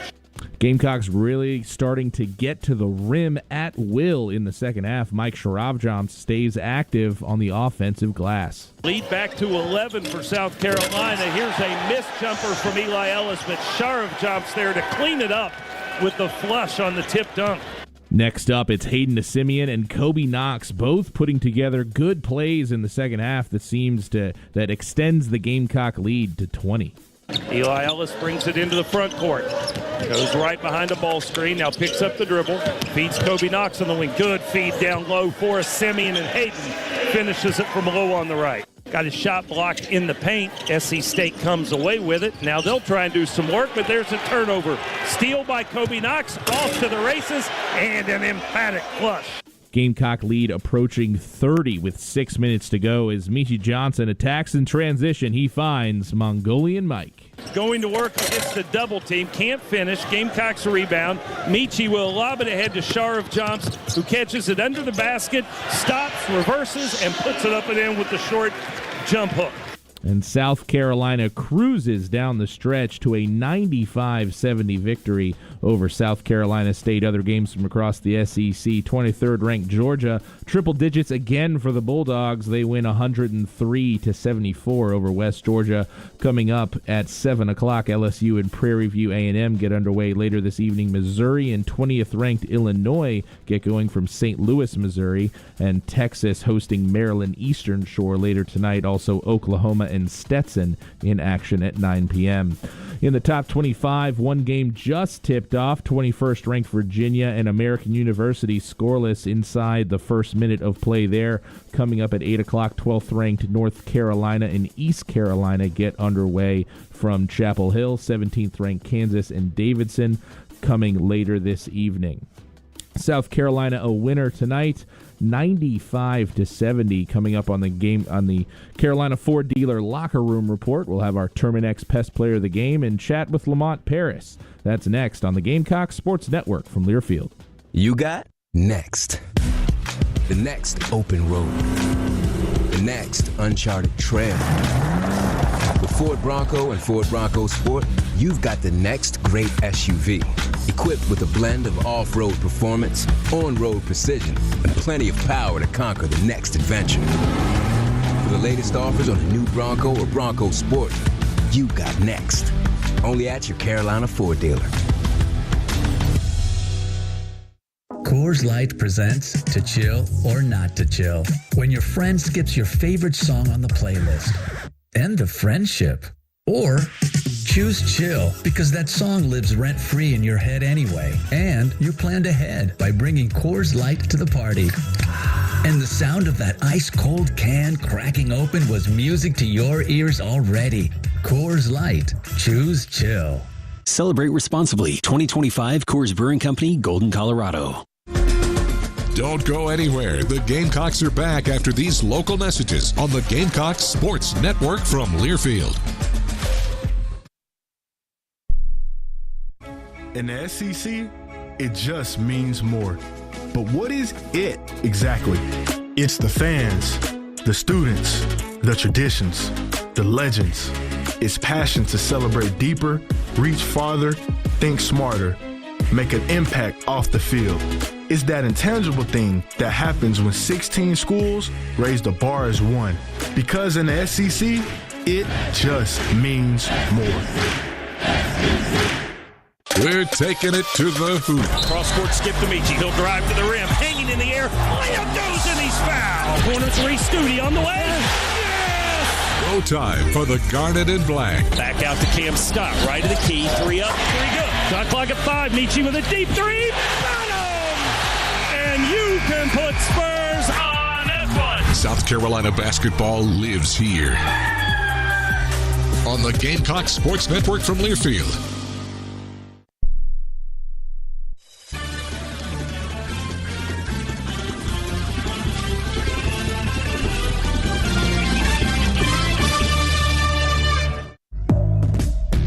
Welcome back to the Carolina Ford Dealers Locker Room Report. Time now to find out today's Terminix Pest Player of the Game. Gamecocks back to it offensively. SC State picks up with full court pressure. The Gamecocks handle it. And who's open again? None other than Miles Studi, who buries his third 3 in as many attempts. He's yet to miss a shot. Miles Studi, our Terminix Pest Player of the Game. A season-high 15.7 rebounds as well for Studi. And the Gamecocks roll to the victory over South Carolina State 95-70. That is sponsored by Terminix, your local Gamecock family-owned pest control experts and the most trusted name for termite and pest control. Call 1-800-TERMINIX. Casey, good to see Miles making some threes early. Good for him, good for the team, and certainly as you move forward, you like seeing the veterans out there leading the way. Well, yes, he hit the first 3, as you mentioned. And when he gets involved, if Studi can average in double figures or get the double figures every game, I think we've won just about every game he's been in double figures since he's been here. So it's so important for him to be a big part of the team like he was tonight in the game, and that's why this honor is well deserved by Miles. Gamecocks win it, and Coach Lamont Paris is standing by. We'll talk to him next after this from Sherwin-Williams. Do you have a paint project, commercial, industrial, or at home? Sherwin-Williams is a global leader in paints and coatings with 25 local locations across Columbia, Augusta, and surrounding areas. Sherwin-Williams inspires and improves the world by coloring and protecting what matters. Book a free virtual color consultation for your next project, large or small, or do it yourself with our Color Snap Visualizer app. Ask how. Ask now. Ask Sherwin-Williams. What a matchup we've got, folks. Just nonstop action. The energy is electric and the fans are all in. An intense game like this calls for a Coca-Cola. Crisp and refreshing. That's a game changer. Yeah, that taste scores every time. And just like that, they're back at it. Passionate fans and an ice-cold Coca-Cola. Now that's a winning combo. No matter the team, no matter the sport, everyone knows fan work is thirsty work. Enjoy a Coca-Cola. Gamecock basketball is back in 60 seconds after a word from our local stations. This is the Gamecock Sports Network from Learfield. We always picture the SEC student athlete for their speed, their vertical, their agility. But it's time we picture them for more. For their campus voice, their community outreach, and for the simple fact that 20 years later, they're still someone's pride and joy. More than students, more than athletes. In the SEC, it just means more. We're taking it to the hoop. Cross-court skip to Michi. He'll drive to the rim. Hanging in the air. Layup goes and he's fouled. Corner three, Studi on the way. No time for the Garnet and Black. Back out to Cam Scott, right of the key. 3 up, 3 good. Shot clock at 5. Michi with a deep 3. Bottom! And you can put Spurs on F1. South Carolina basketball lives here. On the Gamecocks Sports Network from Learfield.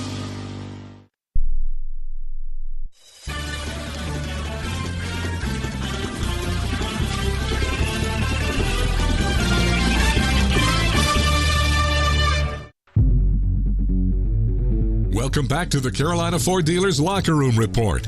Now, let's go courtside and get the thoughts of head coach Lamont Paris. Gamecocks defeat South Carolina State 95-70. Coach Paris joining us now. Coach, you got off to a good start offensively. We were just highlighting Miles Studi's day in our last segment and seeing Miles knock down a couple early threes. It's a great sign for him, but I felt like it was a good sign for your team as well. Yeah, it's good just to have him, regain some confidence and get off to a good, quick start.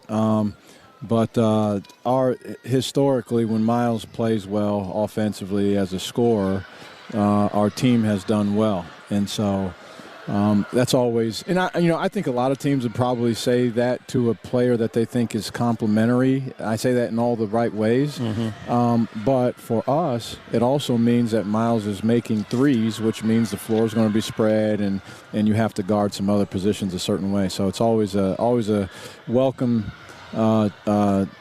Turn of events to have Miles making shots. They are going to play aggressively defensively, they being South Carolina State. They're almost going to overplay, so it should create some opportunities for you if you move the ball quickly and move it well. It's a lot more turnovers than you like, but at the same time, you got a lot of open looks as a result. We did. We got a couple wide open shots. I mean, we had 3 or 4 that I would consider unguarded based on that, and then we got a couple things around the basket in transition too. But a couple of our turnovers, and they do a good job. They force turnovers, but a couple of them where we got to a good point, and then our decision-making was the execution of our decision-making was not very good. But then 1 or 2 times they did. They took it right from us in a double team, and, credit to them. We haven't gone against that a ton this year, and we will in the league. So that's how these games help prepare you as you move forward. Coach, I thought this is the best 1-12 team I've seen in a long time. I mean, they played hard. They never gave up. Very well coached by Eric Martin. And he does a great job. Great job.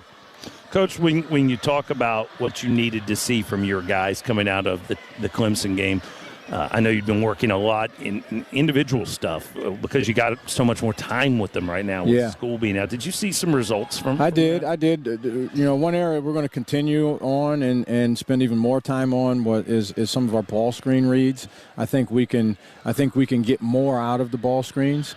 But the areas that I thought we were better, we executed some things that we had said that we wanted to do. I thought just the timing of some of our plays, we spent some time with that. And then, we spent a lot of time shooting and just, some general development of some guys' games. Trying to get, as they say, your swagger back. We did, and then again, you get Elijah Strong comes in and hits a couple of buckets right away and feels good about it. Eli gets some at the end right there and feels good about it. So those are the kinds of things that we need as we get into SEC play, just to have 6-7 guys that at any point in time can score double figures. I think that's our recipe to success as we get into SEC play. Your 2-point field goal percentage shooting has been really high this year. You were top 30 in the country in that, coming in at, I think, right around 59%. Yeah. You're at 82% today on 2-point attempts. Yeah. And that's counting Michi missed a layup. I know that's one of them. I mean, you feel bad even saying that, but what do you credit that to? Is that just a sign of how much this team shares the ball, good ball movement, or what? Yeah, I think some of the decisions as you get down into the paint, I think it's quality of shot. I think we're getting some really good looks as we get in there. And we do have some guys with good touch, pretty good touch. So I don't know exactly what makes the difference between a team that shoots that well and then another team maybe that struggles, that has ability. But yeah, that's been a thing. And in fact, that's what we've tried to generate more 2-point field goals, particularly around the basket, and just because we are shooting such a good percentage on those things. Well, Coach, I mean, obviously the practice, the work paid off for this game. And the guys getting ready to go home. Everybody excited about that. The pregame you mentioned about they're thinking about going home. They're thinking about their families. Now, what do you do when they come back? How do you get ready for the next game? Yeah, this is good. One thing I make sure the guys do when they go home is that they thank the people that have helped them get here, first of all, and they don't just go in and say hi and then bye, and they see them at the front and the back of the whole thing. But when we get back, we kind of ease our way into it. We buffer. We build a buffer in there to have a few days of real practice before we do it. So that first practice of coming back, it's just we ease it in. It's a little shorter, but it's a lot of shooting on the move where we can sneak in. It's like sneaking in your vegetables by putting them into a sweet tasting smoothie. So we try to sneak in a little cardio by doing shooting drills on the move and do a good number of that. And that's really the first day back is more like we call legs and lungs. And so we try to get our legs and our lungs going a little bit, get some shots up, and then we get right to the business in that next practice. So, but it's good we build in, and we'll have 3 full days of practice, of real practice before we play our next game. Next game is Albany. That's December 30th. That's when we will next see you. Happy holidays, sir. Enjoy. Same to you guys. Merry Christmas to all the listeners, too. Absolutely. That's Lamont Paris. Gamecocks defeat South Carolina State 95-70. Again, no Carolina calls this week or next week because of that. So Backstreet's Grill, our great partner, well, they'll be available for other things that you might need them for. They're at 2400 Divine Street, 7 days a week, lunch and dinner. And if you need something for the holidays there, they can help you out from a catering standpoint as well. When we come back, we'll take a look at some final stats from this contest. That's after this message from Sansbury Eye Center. Vision. It's one of our most important senses. It allows us to see that beautiful sunset, watch our kids grow up, tailgate with our friends, and watch our Gamecocks play. This is Todd Ellis, and I've got to tell you about our friends at Sansbury Eye Centers. Whether it's the eye exam, glasses, contacts, or the latest sunwear, they want you to walk out of their office saying, wow. When it's time to get your vision checked, see the professionals at Sansbury. All the Gamecock players and coaches do. Sansbury Eye Centers, the official eye care provider for your Gamecocks. You got next. The next open road. The next uncharted trail. With Ford Bronco and Ford Bronco Sport, you've got the next great SUV. Equipped with a blend of off-road performance, on-road precision, and plenty of power to conquer the next adventure. For the latest offers on a new Bronco or Bronco Sport, you got next. Only at your Carolina Ford dealer. We're back to the action in 60 seconds after this local timeout. This is the Gamecock Sports Network from Learfield. In the SEC, it just means more. But what is it exactly? It's the fans, the students, the traditions, the legends. It's passion to celebrate deeper, reach farther, think smarter, make an impact off the field. It's that intangible thing that happens when 16 schools raise the bar as one. Because in the SEC, it just means more. We're taking it to the hoop. Cross-court skip to Michi. He'll drive to the rim. Hanging in the air. Layup goes and he's fouled. Corner three, Studi on the way. Yes! Go time for the Garnet and Black. Back out to Cam Scott. Right of the key. 3 up, 3 good. Shot clock at 5. Michi with a deep 3. And you can put Spurs on that one. South Carolina basketball lives here. On the Gamecock Sports Network from Learfield.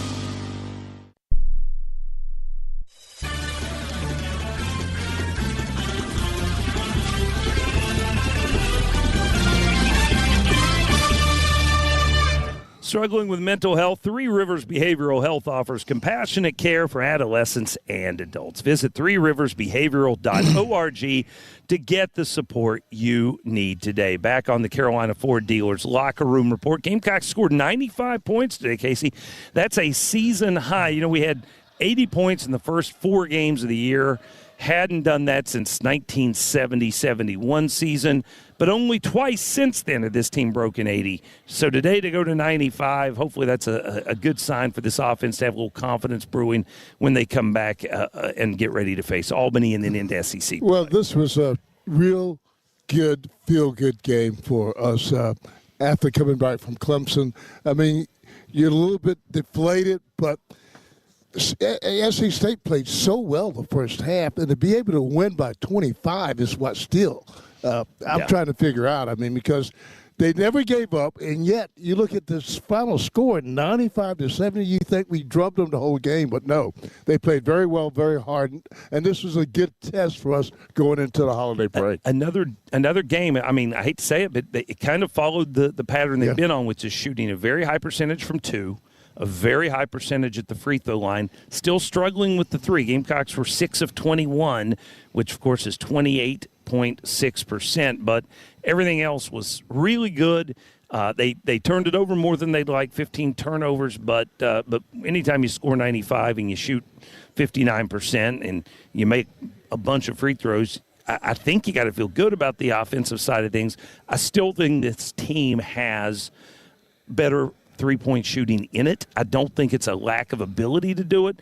It's got to come at some point. They'll keep grinding, keep working at it, but that's the next level for this team. I think you're absolutely right. The 16 assists were huge. Again, we averaged about 15 a game, but we moved the ball around a little bit better, particularly going inside, and I saw growth and improvement this game. Gamecocks, as I just mentioned, were 31 of 36 from the free throw line. That means another 3,100 meals were donated to the local college food pantry or food bank through Food Lion Feeds Score to Give More program. And that 31 of 36, as we said, 86%.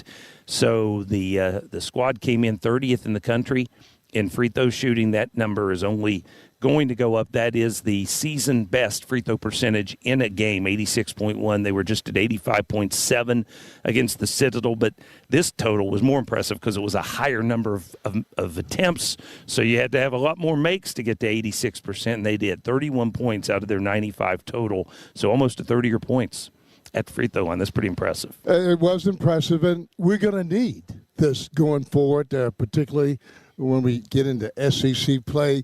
Free throws are so important. They change the momentum of a game so much by making or missing them that you cannot get lost in now. How important are they? I think they're just as important as scoring baskets. Dominance on the glass. Carolina out-rebounded the Bulldogs 36-22.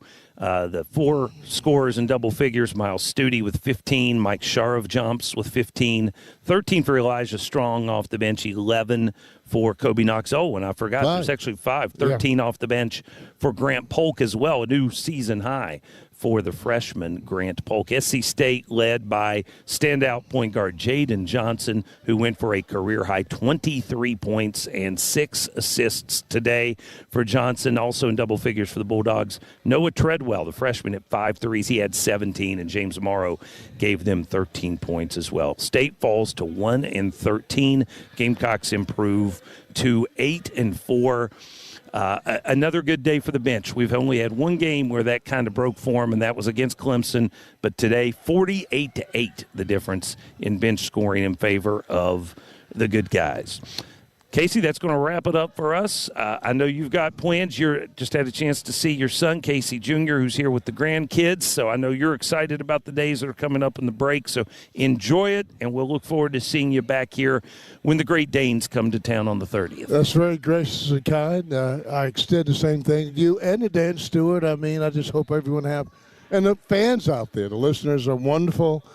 Christmas holiday season, and we look forward to getting back to work against Albany. Absolutely. With that said, we'll wrap it up from courtside, and Michael Collins comes back to put the finishing touches on the broadcast after this message from the South Carolina Department of Agriculture.